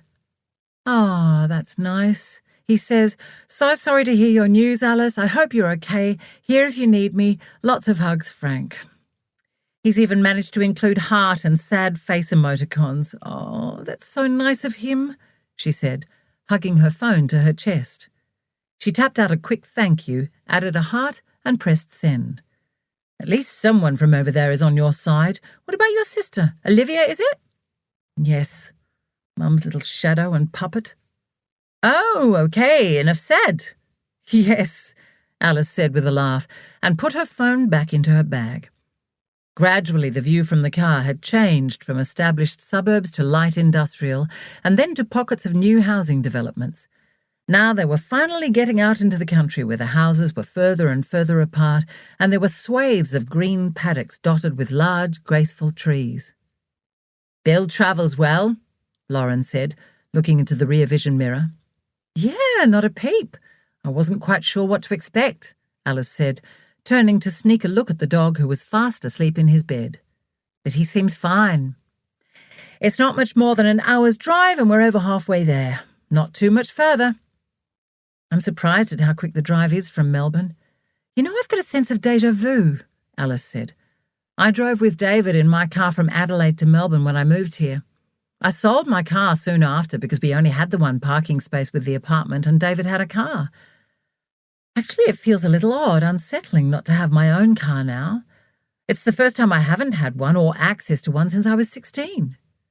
Well, feel free to use one of Mum and Dad's whenever you want, honestly. But I know what you mean, it's not the same. You feel like you've had your wings clipped. Living rural means I've always needed a car. I guess it was the same for you growing up in a small country town. We're not too far off the beaten track, but still there are no trains, taxis or buses going past the driveway every 5 minutes like in the city, or like it was when I grew up in the English countryside. I reckon city people probably take getting around easily for granted." "Yep, probably." "Okay, not far now," Lauren said, slowing, indicating, and taking a left-hand turn off the main highway onto a bitumen road with a single lane going in each direction. "I caught the train out once to meet David. He was at some rah-rah team-building session for his work. I remember how Ballarat seemed to be the best of both worlds. It has the friendliness and charm of a big country town with its wide streets, but with the sophistication of the city thanks to the gorgeous shops and cafes and restaurants, and galleries full of beautiful art, and with so many stunning ornate old buildings. I loved being surrounded by all that history. We had a ball. The Gold Museum was awesome, but a highlight for both of us was panning for gold at Sovereign Hill. I know it's a bit childish, but I loved it," Alice said wistfully. It was one of their best weekends together and seemed so long ago. "I loved Sovereign Hill too. I'll bring Brett here for a weekend and we can all go. I'm sure he'd be up for it. We have pans at the house too, and a stream, though you probably won't find any gold. I spent a whole summer panning for gold once and only found a few specks. Just enough to keep me coming back to try again." "Oh, wow. I might give it a go. I can feel my luck changing." Chapter 35. Welcome to Tullichtia House. Tullichtia is a Scots Gaelic word meaning happy. It was already named when Mum and Dad bought it, Lauren said, as she turned off the road into the driveway beside a large white mailbox with red lettering that read Tullichtia House, CR&MT Finmore, 968 Bower Road via Ballarat, on a black wrought iron stand with matching decorative ironwork curling around and above it. "Wow, that's an incredible mailbox. I've never seen anything like it," Alice said. "Are they butterflies coming out of the top?" "They are. Isn't it stunning?" Lauren said. "A real work of art. Apparently it was made by a local artist who's no longer around, again before our time." "And this is lovely too," Alice said, as they drove between two neat rows of huge pine trees. Flashes of light and dark and all shades in between struck the car like a flickering black and white movie. Suddenly they drove out from under the canopy into the muted late morning light. At the same time, Alice's eyes locked onto the enormous old stone house in front of them and widened in awe and slight disbelief. She forced her mouth closed, only just then realizing it had dropped open. She turned to Lauren. "You didn't tell me you lived in an historic mansion." "You didn't ask," Lauren said, grinning. "Oh my God, it's like a film set from a Jane Austen movie or Poldark," Alice said, bringing her hands to her face. "Stop the car, I need to take a photo," she said, rummaging in her handbag at her feet looking for her phone. "You'll have plenty of time for that. You're going to be living here, remember?" Lauren said with a laugh, but she brought the car to a halt anyway. Alice leapt out and snapped a heap of pictures with her phone. Then she stood staring at the house, barely feeling the icy breeze racing around her. Instead, she felt warmth and harmony settle within her heart. "I feel at home here already. Oh, how I love old architecture," she thought. She let out a long, contented sigh before getting back into the car. "Lauren," she said, staring at her friend, "why the hell would you ever have trouble finding inspiration for your writing? I feel inspired just looking at the place, even though I have no idea what I'm inspired about. Listen to you, you old romantic." "Yes, I am, and that's probably the problem," Alice said wistfully. She could feel the weight of the last few months slipping off her shoulders. Lauren drove around the side to the back of the large house, which looked almost as lovely as the front. "The only mod con we don't have is a garage attached to the house. The groceries you brought with you will be fine for a little while longer. Let's do a quick tour of the house before we unpack the car. You'll get a good idea of your bearings from upstairs." "Okay, sounds like a good plan," Alice said, as she got out of the car and stretched. "You mind if Bill wheezes on the lawn?" she said, pointing to a large expanse of neat grass. "Of course not. Where else is he to go? What else is lawn for, huh, Bill?" Lauren said, walking around to the passenger side. "I promise I'll pick up all the poo." "I know you will. Hey, Alice, chill. Make yourself at home, please." "How come the lawn doesn't need mowing or the roses pruning if your parents have been away for ages?" Alice said, looking around and taking in the immaculate garden of compact bare roses near the clean edges of the lawn. "Do you have someone do it?" "Of course." "Of course," Alice mimicked with a laugh. "Listen to you." "God, that sounded arrogant, didn't it?" Lauren said. "I didn't mean to. But Mum and Dad travel a lot, and I'm usually in Melbourne, remember, so they have someone go through the mail and take care of the place. It's our neighbour, Blair. He manages the farm for Dad." "How much land do you have?" 400 acres, give or take." "Wow, that's huge." "Well, Dad didn't want to carve the place up, and you wouldn't believe the concessions the Australian government gives to primary producers, so it made sense to keep it running as a farm. Come on, leave all that for now, and I'll show you around," Lauren said. "Better, Bill?" she said to the dog, who had just trotted across the lawn and cocked his little leg against the base of a rose bush. "Here, I'll block the door open so he can have a look around and come and find us when he's ready." Alice looked at the dog and hesitated. She really didn't want to let Bill out of her sight. "Don't worry, he won't be able to go far enough to get himself into any trouble," Lauren said, punching numbers into the keypad just inside the back door. "The alarm code is 9681 and then the hash key, both for arming and disarming.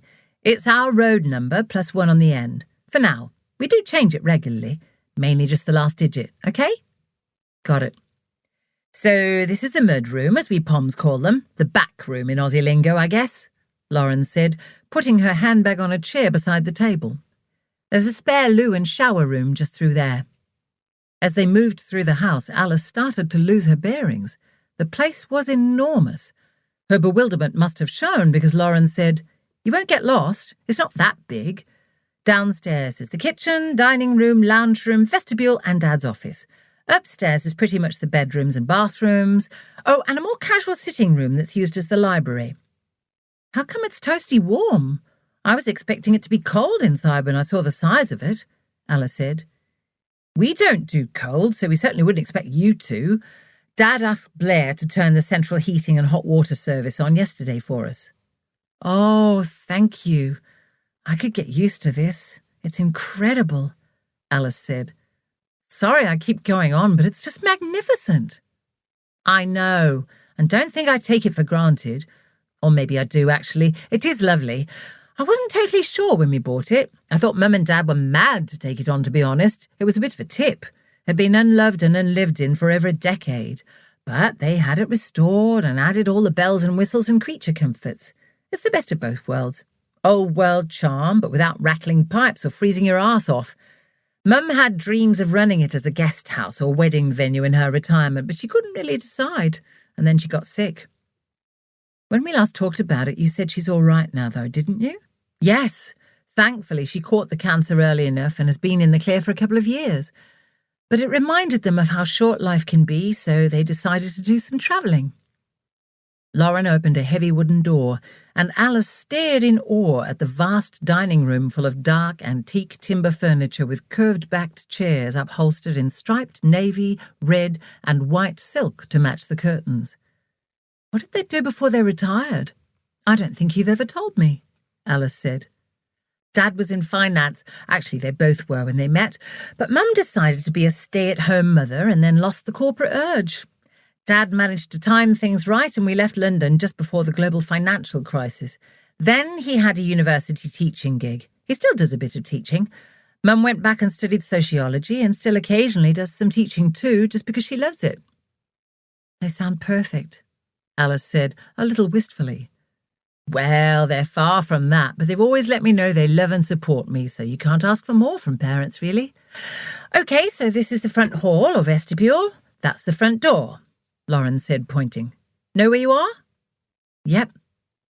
Oh, I can just imagine this space filled with wedding guests, photos being taken of the bride and groom and everyone up there, Alice said, walking over to the sweeping staircase made of a dark timber with a shiny curved balustrade. The stairs were covered with a stunning navy blue runner held down by shiny brass rails. That's exactly what Mum said when she saw it. She fell in love with the staircase before anything else. I'm not surprised, said Alice. OK, let's go upstairs. I think I'd better carry you, Bill, Alice said, looking down at the dog beside her, who seemed to be staring up at the long staircase and finding it all too much to tackle. Come on, she said, picking him up. So this is Mum and Dad's room, Lauren said, opening a door at the end of the landing. It's not the biggest, but Mum likes the view. Oh, wow, Alice said, looking around the room. You're really going to have to stop saying that. You sound like a broken record, Lauren said with a laugh. Sorry, but oh my, your mum has gorgeous taste, Alice said, taking in the antique timber suite complete with canopy. The bed was draped with mid-blue floral silk fabric and covered with an assortment of cushions. Mum does things the wrong way round. She chooses furnishings and then the paint colour. Dad's not into all the tears, nor am I, really, but he'd do anything for Mum. That's nice. Yeah, but it's probably ruined me. Poor Brett. Mum's chosen a colour theme for each room. This is the blue room, obviously, Lauren said.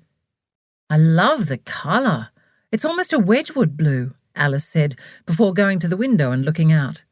Just like the house, the view, of mainly trees and farmland and blue hills far off in the distance, was breathtaking.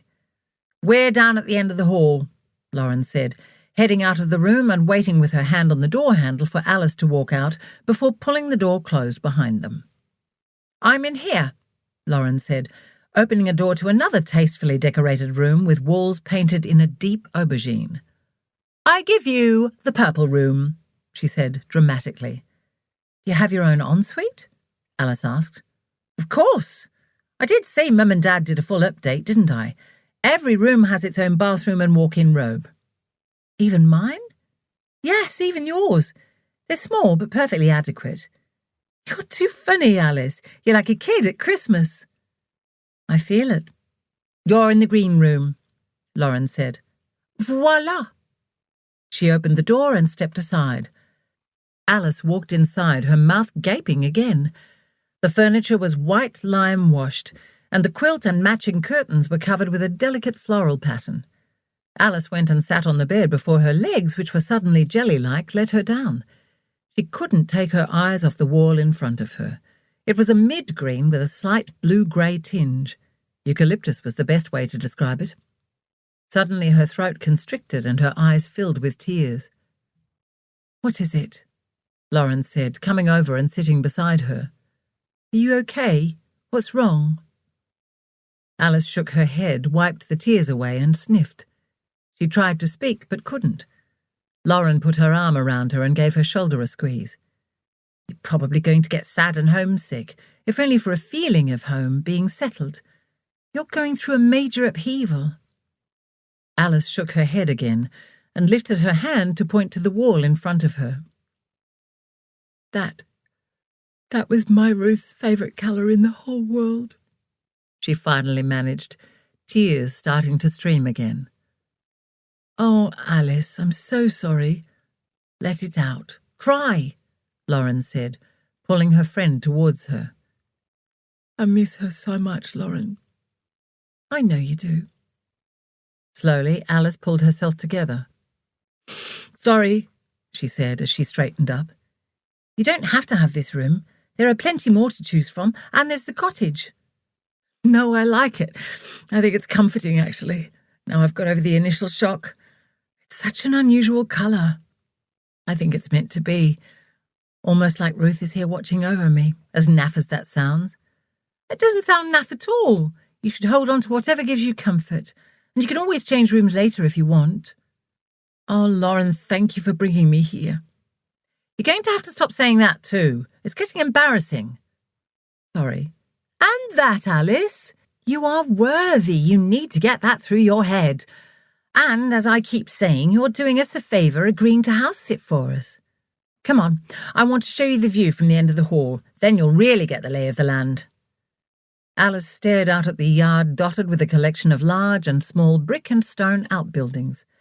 Stables, random buildings, self-contained cottage, where we lived while doing up the house. Well, paying others to do up the house. Barn now garage, old engine room now general storage, Lauren said, pointing to each building. Alice sighed contentedly. Everything was beautiful, neat and orderly, and not at all cold and minimalist. Wow, wow, wow. How lucky am I to be here, she thought, keeping the words to herself. She also didn't tell Lauren that she could feel her broken heart and soul slowly starting to knit back together. This place not only looked beautiful, but it felt beautiful too. Calm and welcoming, even on a cold, grey, wintry day. If there were any ghosts residing here, they were definitely at peace. Not that Alice thought she believed in ghosts. It truly is a happy resting place, she thought, remembering the name of the house and Rhys's comment about the meaning of Ballarat. "Okay?" Lauren said. "Perfect," Alice said. "Come on then, let's bring in your gear. Then I'm doing us a roast lamb with all the trimmings to celebrate your arrival. It's a bit of a welcome home family tradition for us." "That sounds wonderful." Could things get any better? Alice tried not to let a stray thought of David, how he was spending his day and what he'd be eating for dinner, take hold and ruin her mood. While Lauren had her back to her, Alice literally shrugged and shook him away. Chapter 36. Alice looked around the room, taking a moment to snuggle in under the luxurious quilt and to adjust to the soft light filtering in. She smiled at hearing Bill groan in his bed nearby, and while she couldn't see him, she could picture him having a good stretch. She was pleased with how settled he seemed here. She lay on her back and stretched her arms up above her before linking her hands and putting them behind her head. It had been less than 24 hours, but she felt really settled here too. She'd slept the best she had in months and was completely refreshed. While she'd assured Lauren she'd make the most of her time here to get some rest, Alice felt energized, exhilarated even, mainly about sorting out her life. And there was no better time than today to get started. She threw the covers off and got out of bed. "No wonder you don't want to get up, Bill," she said, marvelling yet again at how warm the thick oriental floor rug was under her feet. She pulled on the pile of warm clothes she'd left draped over the upholstered wing-back chair the night before. "No, you don't, lazy bones," she said to Bill, as the dog stretched again and curled up with a front paw over his eyes. "Yes, you're very cute," she said, laughing at him. "But up you get? Surely you need a wee by now," she said as she left the room. There was a sigh behind her as Bill got up, and then the click of claws as he crossed the timber between the bedroom rug and hall runner. "Good morning," Lauren said when Alice appeared in the kitchen. She was putting the lid on a travel mug. "Good morning. Did you sleep okay?" "Oh my God, did I ever? I had an incredible night's sleep," Alice said, as she held the door open for Bill. "That's fantastic. I tell you, this place has the best energy. Not only a resting place, but restful too, and definitely happy." "That's so good to hear. So you think you'll be okay on your own, even at night?" "Absolutely." "So no qualms?" "Nope, not a one. I'm so relieved. I'm a bit jittery about leaving you here on your own." "Why? Is there something you're not telling me?" "No, of course not. But nighttime in a big old house can get a bit scary." "I'll be perfectly fine. Honest.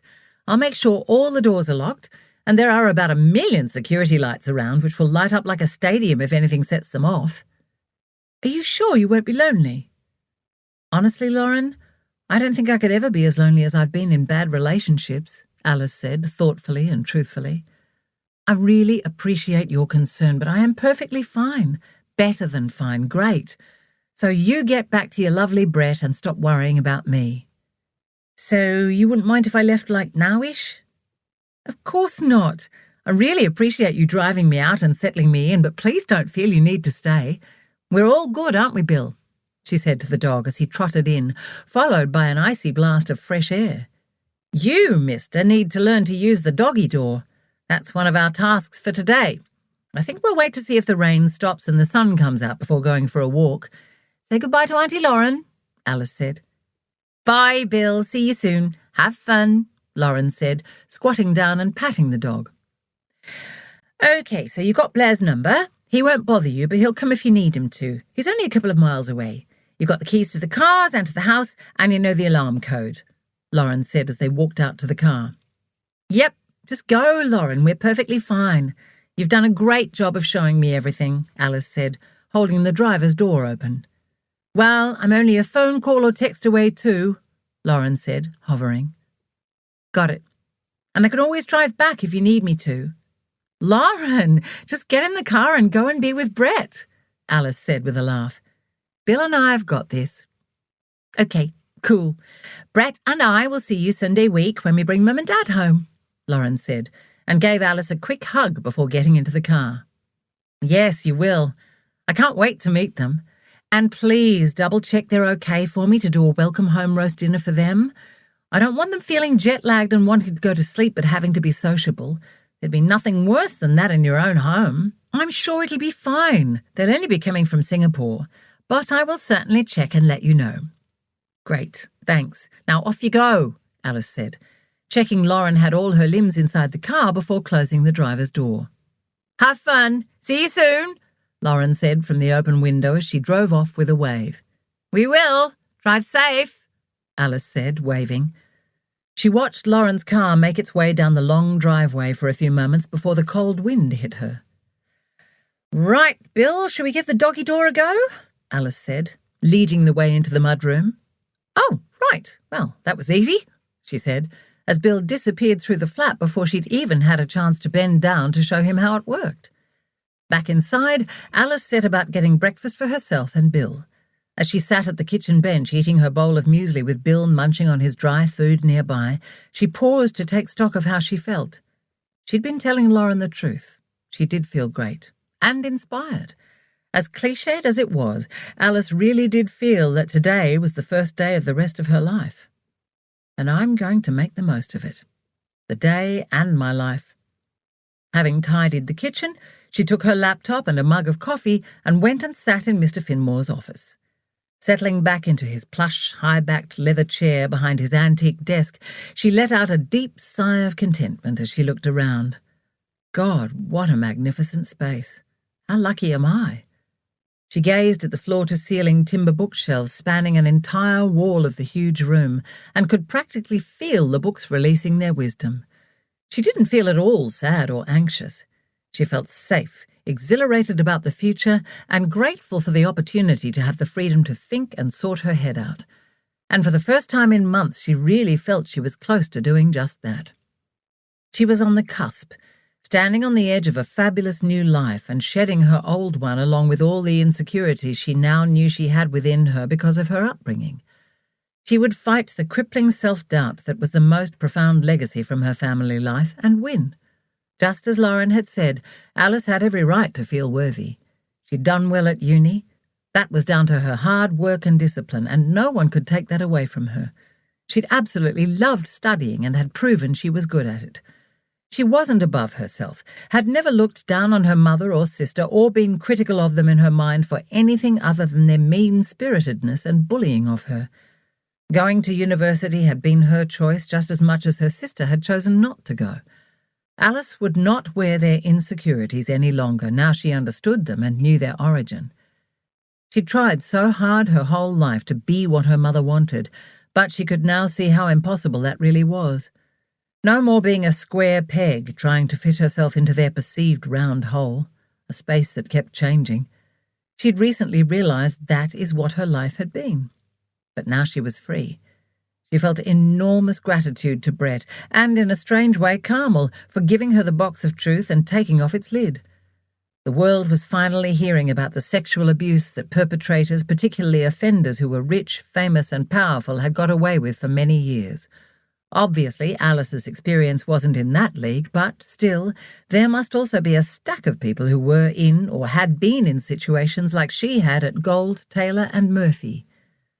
More and more organisations will start being held to account for the trauma inflicted and the fallout, won't they? Well, one can hope. Alice found herself thinking about how Helen had surprised her with her kind words the other day at lunch, and smiled. They had a lot more in common than Alice had ever realised. Helen had also said everything happened for a reason. Alice was certainly starting to feel it, believe it, because here she was. But then something else Helen had said and Alice had forgotten about came back to her clearly. She'd said, "It's one thing to learn and overcome, another to use the experience for the good of others." And those people wanting to hold those organisations to account will need some help, won't they? The feeling inside Alice that she was really close to knowing what she wanted to do next with her life grew like an inflating balloon. Bigger, bigger, bigger. Oh my God, I've got it. I know what I'm going to do. Alice's heart slowed and seemed almost to stop for a second, and then it began to thud hard and fast against her ribs. Oh wow, I'm really going to do this. Her whole being inside fluttered with excitement, but then a twinge of apprehension seeped in. No, go away. I can do whatever I put my mind to. There are no limits. I have nothing to prove to anyone but myself, and I'm not answerable to anyone but myself, and I can always change my mind if I choose to. But I won't. This feels right, so right. Alice flipped open her laptop and almost held her breath as it fired up. If it's meant to be, it will be. Show me a sign, Dad, Ruth, the universe, whatever. Am I right about this? She tapped her fingers on the desk and then brought up the search engine and keyed in her query, Online Law Degrees Australia, and then waited for the answers to come up. If possible, she would study online so she could work around it and not have to leave Bill alone any more than necessary. Of the list of answers that came up, one caught her attention. The course was called Juris Doctor, and the short paragraph about it told her it was designed for students who already had an undergraduate degree that wasn't law. Perfect. She put Juris Doctor Online Australia into the search engine. It seemed most universities ran the course.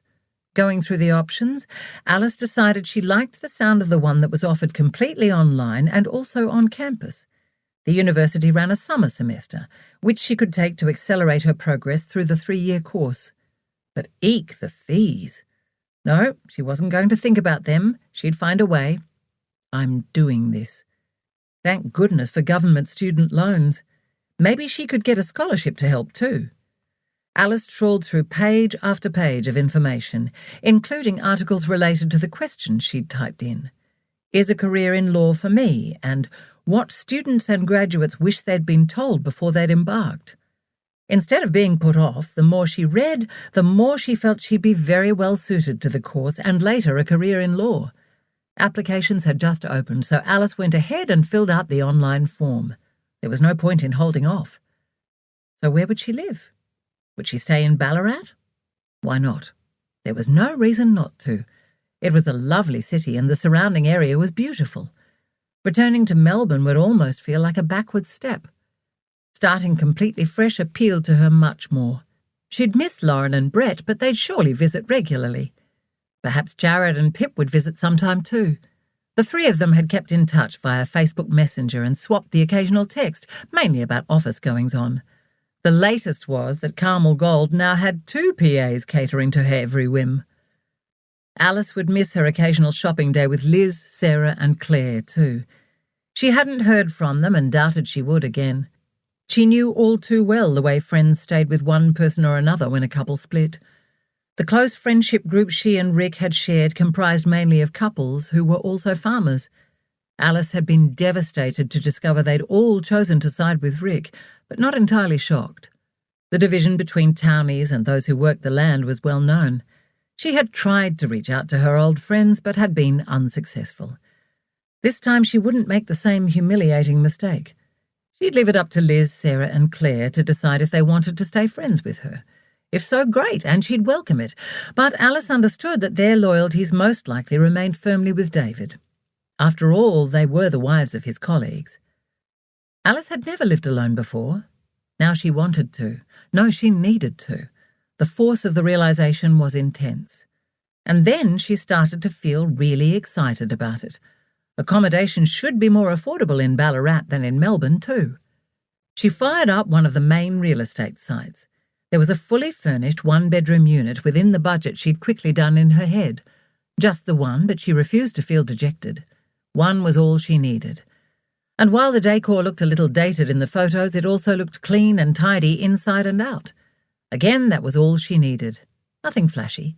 And it had a note that pets would be considered upon request. The unit was available for signing now, and for all she knew, it had been on the market for rent for ages. If she didn't get it, there would be other options, like decking out an unfurnished apartment. There's always more than one way to skin a rabbit, she thought, her father's well-used phrase coming to her as she clicked the link to book an appointment to view the unit. Thank goodness she still had a couple of $1,000s tucked away, which meant she could easily pay the bond, thanks to Ruth. Just before Alice's marriage to Rick, Ruth had made Alice promise she would always keep a small stash of money in a separate, secret account in case she ever needed to leave in a hurry. Alice had initially been quite taken aback by her friend's negative attitude, but Ruth had hastened to add that far too many women got trapped in abusive marriages because they didn't have their own funds to provide an escape route. Having always valued Ruth's wisdom, Alice had complied. Over the years, it had been hard not to give in and dip into it. But what had stopped her was the thought that to do so would be a huge betrayal to her dear friend. Feeling so secure with David, she'd almost weakened and added it to their house deposit. Oh, Ruth, bless you. While nothing was set in concrete yet, Alice believed that all the pieces of the puzzle were falling into place and everything felt right. Next, she needed a job. Full-time would be good, but part-time would give her more time to study. Okay, part-time it is. Oh, here we go, Alice thought, and almost laughed out loud at seeing a listing for an admin job in a real estate office. David was right, though. She shouldn't judge the whole industry based on one experience. Anyway, it was different now. She was only looking for a job, not a career, she thought, as she filled in the details and clicked send. Alice's heart slowed again and almost stopped when she scrolled further down the employment site and an admin role at a law firm came up. It was almost too perfect. No, there's no such thing. It's my time. Everything is going to work in my favour. She was exhausted but felt a great sense of achievement a few hours later when she closed the laptop, pushed the chair away from the desk and leant back into it.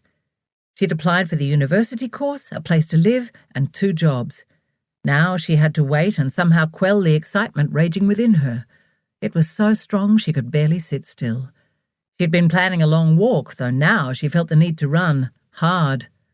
Thank goodness the sun had finally come out. Chapter 37. Alice was stunned at just how quickly and well everything had come together for her. She'd borrowed Mrs. Finmore's Audi sedan, which was a little smaller than Mr. Finmore's Mercedes, and had driven into Ballarat and interviewed for the real estate and law firm admin jobs and been offered both on the spot. It had reminded her of the experience with Gold, Taylor and Murphy when she was offered the job at the end of the interview. But instead of letting it worry her, Alice had chosen to see it as a further sign that she was definitely on the right path. Obviously, she'd chosen the law firm. Her new employers were thrilled she'd applied to study law and planned to eventually join the profession, and assured her they would be as accommodating as they possibly could when her course began. Being a small family firm, she'd met everyone at the interview: Lynn and Peter, the senior partners, their daughter Ashley, who hadn't been long out of university herself, though she was younger than Alice, and Kylie, who was the other admin assistant and also the receptionist. They all seemed down to earth, which Alice liked, and she felt an instant rapport with them.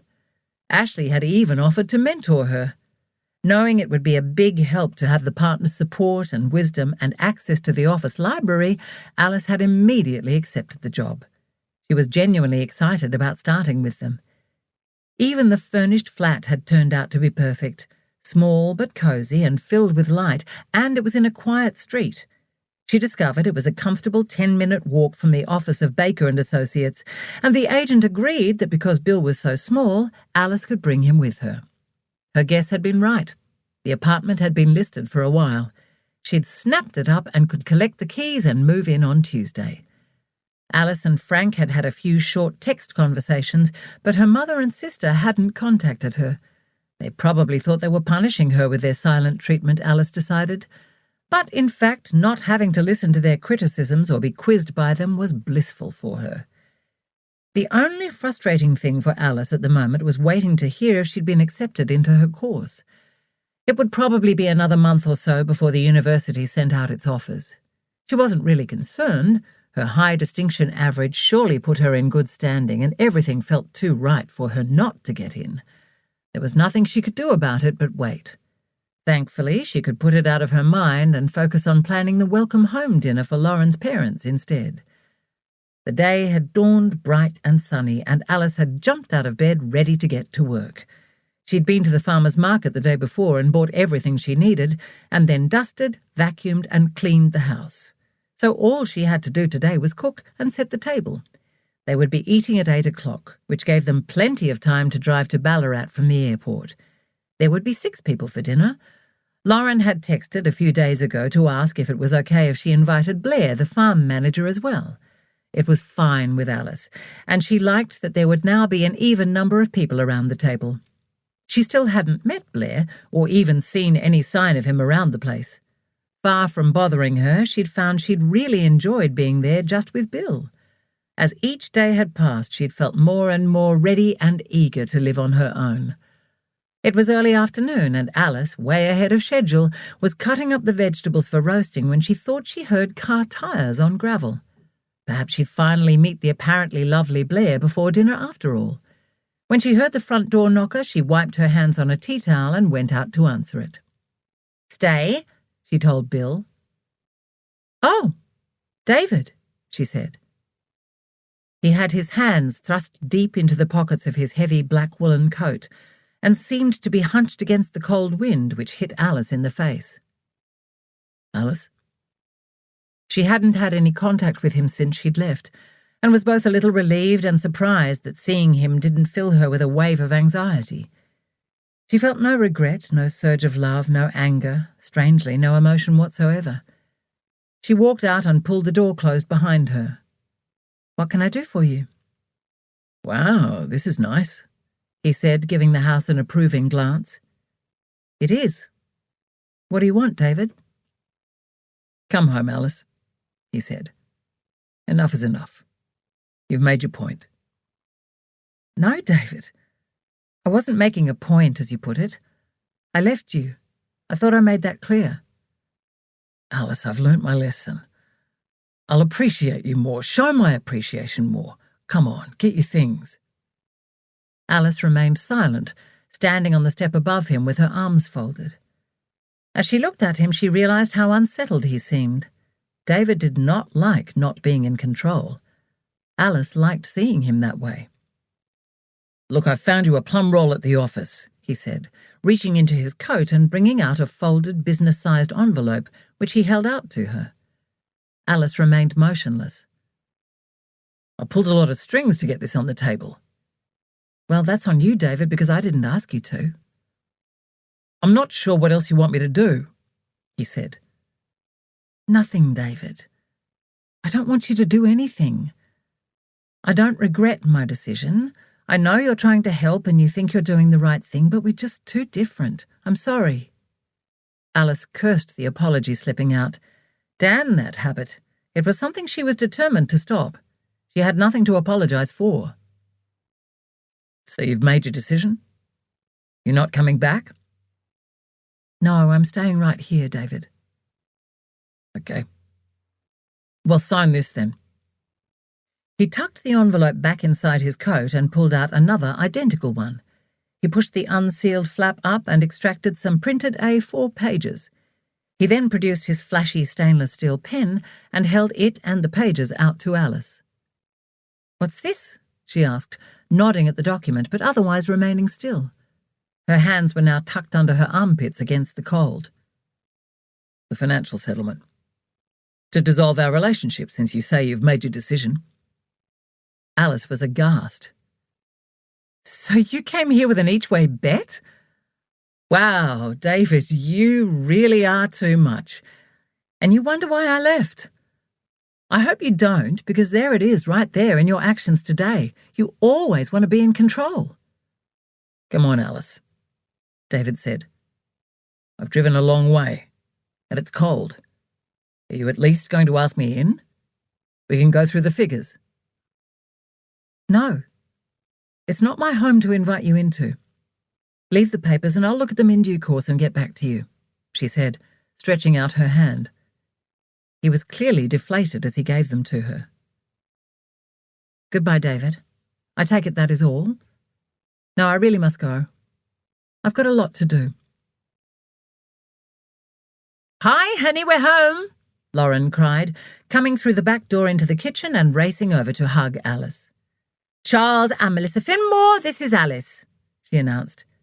"Alice, it's wonderful to finally meet you," Melissa said, and Alice was surprised and pleased to be pulled into a warm hug. "It's lovely to meet you too." "Hello," Charles Finmore said, also hugging Alice. "And this must be the handsome Bill we've heard so much about," he said, patting the dog, who wiggled from head to wagging tail. "Hello there." "What a sweetheart," Melissa said. "Lauren told us how well-behaved he is." "Yes, he's such a darling. How was the trip? I'm dying to hear all about it and see the photos," Alice said. "Wonderful," Charles and Melissa said at once. "But it's always so good to come home," Melissa said. "Yes, it certainly is," said Charles. "And you have no idea how good it is to return to a lovely home-cooked meal. Yum, roast pork, my favourite. Thank you so much, Alice, and for taking care of the house." "My pleasure. Thank you both so much." Alice waved to Brett, who was standing out of the way. He might have felt a bit on edge, as it was his first time meeting Lauren's parents and visiting their home, but since he was smiling broadly, she figured he was okay. The huge kitchen was suddenly starting to feel a little claustrophobic. "Dinner is almost ready if you'd like to go through to the dining room," Alice said. "Is that code for get out of my way?" Lauren said. Alice smiled. Lauren was clearly enjoying having her parents back. Introducing them to Brett and the drive from the airport must have gone well because she was bursting with energy and her eyes were sparkling. Well, Alice said. She felt a little uneasy being in charge of someone else's house now that the owners were here. "We'll get out of your way, Alice. Come on, Brett, let's go and sort out the wine," Charles said. "Good idea. Yes, poor Alice. All this sudden commotion," Melissa Finmore said. "Is there anything I can do?" "No, thank you. I'm all organised. We're just waiting on Blair." She checked her watch. It was 7:40. "I told him 7:45 as we agreed," Lauren said. "Don't worry, he's usually on time." "See?" she said as they heard the sound of the door knocker. Alice relaxed a little. "I'll get it," Lauren said to her mother. "You go through and look after Brett and Dad." "You know, I still haven't met Blair," Alice said. "I was beginning to wonder if he actually exists," she said with a laugh. She was feeling a little nervous and under pressure from the scrutiny and the bustle going on around her. "Oh, he exists all right," Lauren said, and practically bounced out of the room. Alice was pleased to be on her own again, and she quickly got to grips with where she was up to. The roast pork needed to come out of the oven and rest before she brought it in to be carved at the table. She had to put the roast vegetables and steamed greens into the bowls that were warming in hot water in the sink, tip any liquid from the pork into the gravy, pour it into the jug, and she was good to go. "Alice, this is Blair," Lauren announced. Alice looked up from having just finished tipping the steamed green beans into a white serving bowl. She forced her gaping mouth closed. Blair was hot. The cliched tall, dark and handsome description didn't do him justice at all. "Hi, Alice. Thanks so much for the invitation," he said, stretching his hand across the bench for her to shake. Smooth, firm grip, not too tight, she thought, trying not to blush. "These are for you," he said, a little shyly, holding out a small box. Alice recognised it at once. It contained handmade chocolates that she'd tasted at the Ballarat market the other day. She'd longed to buy some, but had resisted. "I bought a bigger box for everyone to share, so these are all yours," he added, as if reading her mind. Oh, God, and that deep, slightly raspy voice. "Yes, yum! Thanks, Blair," Lauren said, holding up another, larger box. "That is so lovely of you. Thank you," Alice said while thinking, "Wow, you're so lovely." Her knees had gone weak and she was struggling to take her eyes off the dimple in his cheek, but then she reminded herself that he was most likely married. Oh well, but he was nice to look at. "Can I help with anything?" Blair asked, looking around. No, I'm almost done. Oh, actually, you could take this bowl in. That would be good," Alice said, desperate to get him away from her so she could concentrate.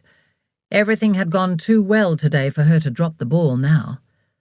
Around an hour later, the dessert dishes had been stacked in the dishwasher, and they were adjourning to the formal lounge room for coffee and sherry. They all gave Alice yet more compliments on the delicious meal, which made her glow with pleasure. She was thrilled with how well everything had gone. Not only was the meal great, but the whole evening was amazing. "Well, you can stay, Alice," Lauren said, throwing herself onto the couch beside Brett. "Can we keep her, please, Mum and Dad?" she said, putting on a little girl voice. "You know I've always wanted a sister. And, like Brett, Alice needs a new family. Her own doesn't deserve her," she added.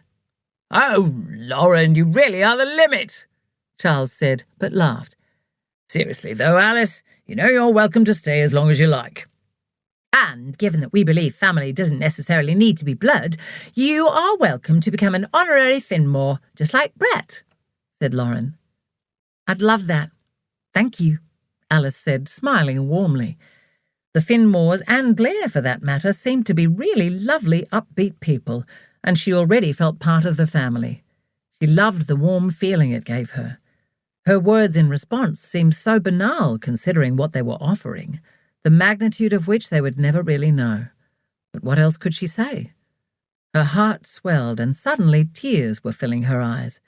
She blinked them back and bit her lip to stop it quivering.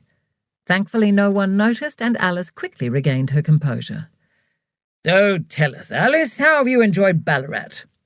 Charles asked. "I assume you went into town at least once in order to get everything for dinner."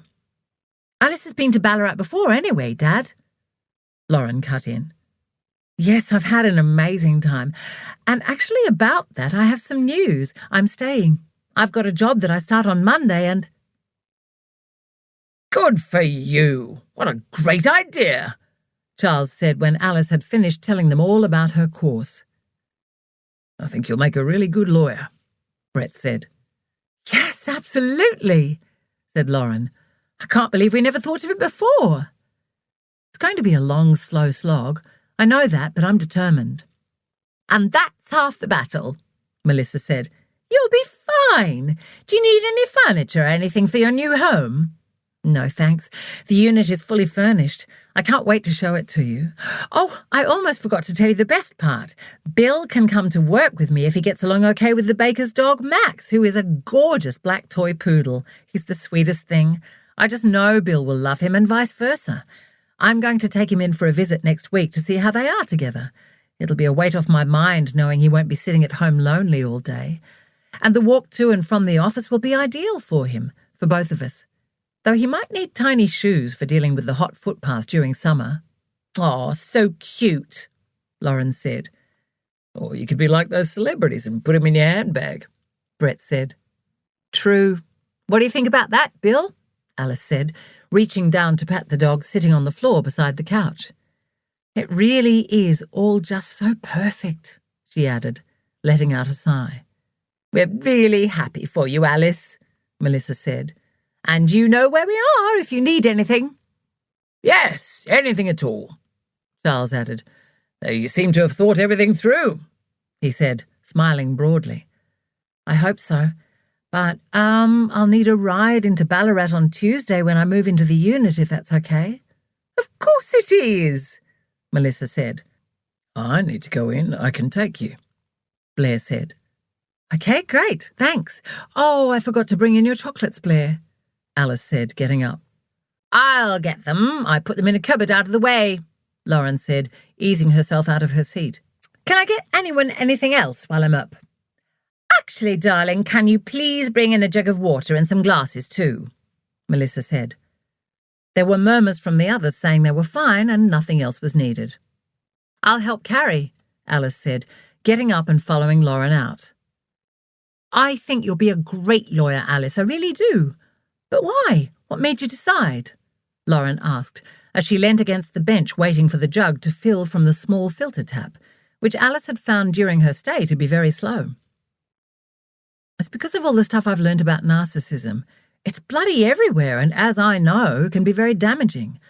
According to so many people on the online forums, the narcissists are still managing to pull the wool over the eyes of a lot of the judges and lawyers in custody battles and divorce settlements and so forth. And I keep thinking about all the people in offices working for the likes of Carmel and not getting any support from management. And then there's the online bullying and university hazing that's always in the news. Don't get me started on that." Alice was shaking a little and her heart was racing.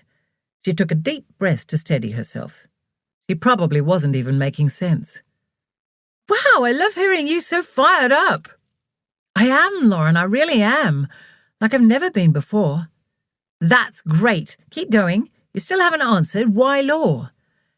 It's so hard to put it succinctly, but it was remembering what Helen said that clinched it, that I should use my experience for the good of others. Narcissism's a big part of me too, and time's up. Thanks to those movements, people who've been silent for years, decades about their abuse, and about all sorts of abuse at that, are finally speaking out. The tide is turning, and soon I reckon there's going to be a shitload of lawsuits. It makes sense. People are rightfully going to want public apologies, compensation for lost earnings and their careers being derailed, etc. And there's so much commentary about lawyers lacking in compassion and understanding at a human level. Plenty of them are probably narcissists too. Anyway, I want to be one who gets it, really gets it, emotionally and mentally. Obviously, I have a long way to go, but I can see lawyers with genuine empathy becoming a crucial and sought-after part of the healing journey for survivors. That's it, really, in a nutshell. A pretty big nutshell, Alice concluded with a shrug. It makes perfect sense to me. You're going to be awesome. I'm so glad you found your groove, Lauren said, stacking the jug and glasses on a tray. Thanks. It feels right, Alice said, carrying the box of chocolates and following Lauren back into the room. I still can't believe you didn't tell me about it all before now, though, Lauren said. How could you have kept all that to yourself? There's nothing wrong with a few secrets, Lauren, Brett said. Alice didn't feel the need to remind Lauren that they'd barely been in contact in the almost 2 weeks since she'd left Melbourne. No doubt her friend had been too distracted by Brett. She was happy for them.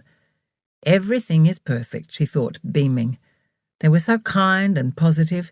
There had been no negative comments, no sneers, no sarcasm, and not one huff when she had told them about her job, her new home, and her course. Nothing but approval, encouragement, and offers of unconditional support. It was new territory for Alice, and she liked it.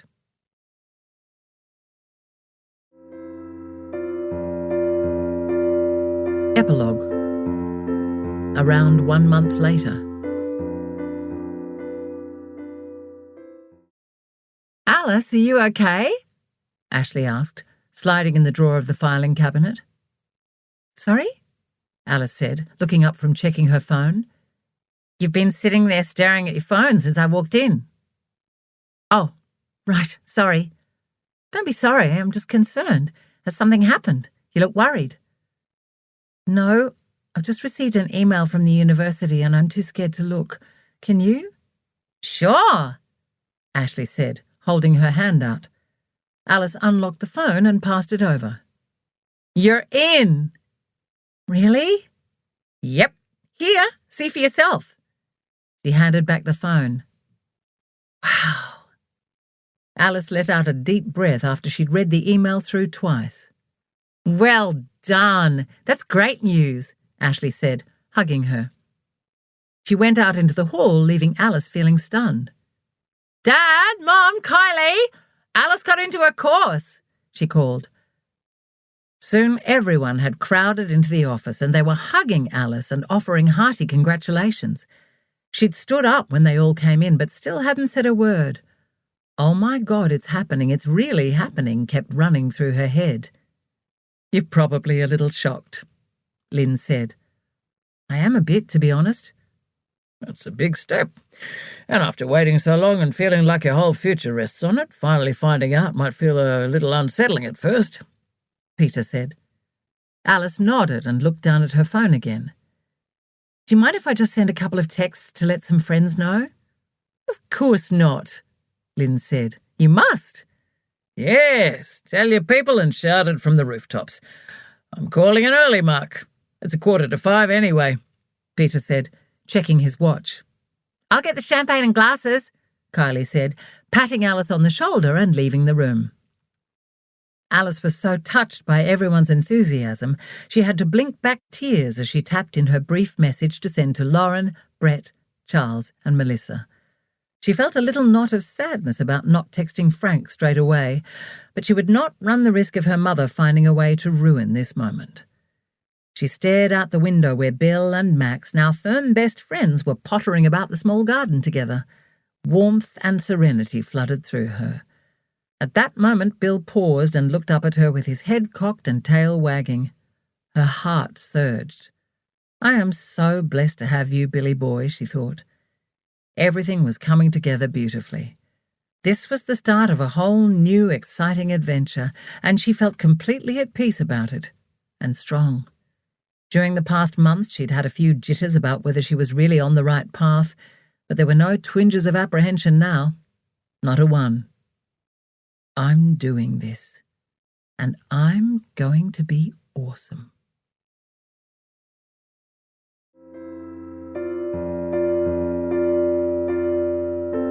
Acknowledgements.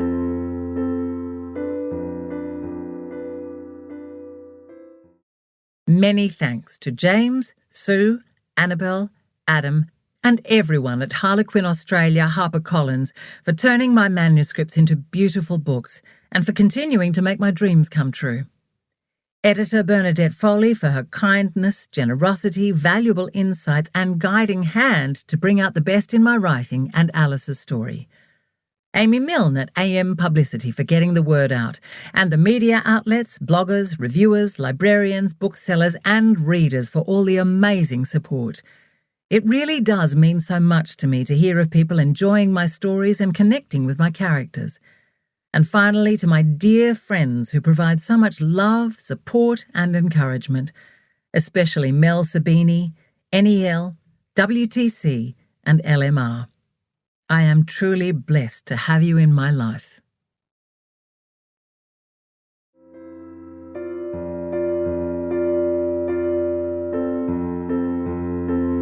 Belinda hopes you enjoyed the reading of A Life of Her Own written by Fiona McCallum and read by Jennifer Valetic. Our audiobooks are becoming increasingly popular among travellers, families, and people who are on the go. If you really enjoyed this audiobook, please introduce your friends and family to the experience. We're sure they'll love you for it. If you want to hear more about our fabulous range of titles, please visit us online at bolinda.com. Thanks for listening, and remember to always take a Bolinda audiobook with you.